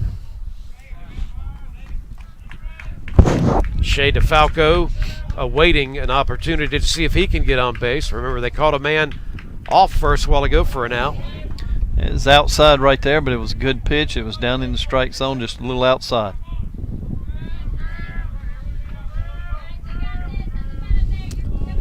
A lot of people yelling the name of the current pitcher, especially from the dugout. His co-team members over there for Graham Brown. Brown eyeing down the batter. Good pitch. And he got him. It's a good game. Yes, it was. And a nice way to wrap it up as Graham Brown, the reliever, comes in. And that is going to be the conclusion to game number 1, as the Yetis have defeated Guilford Tech by a final of 6-3.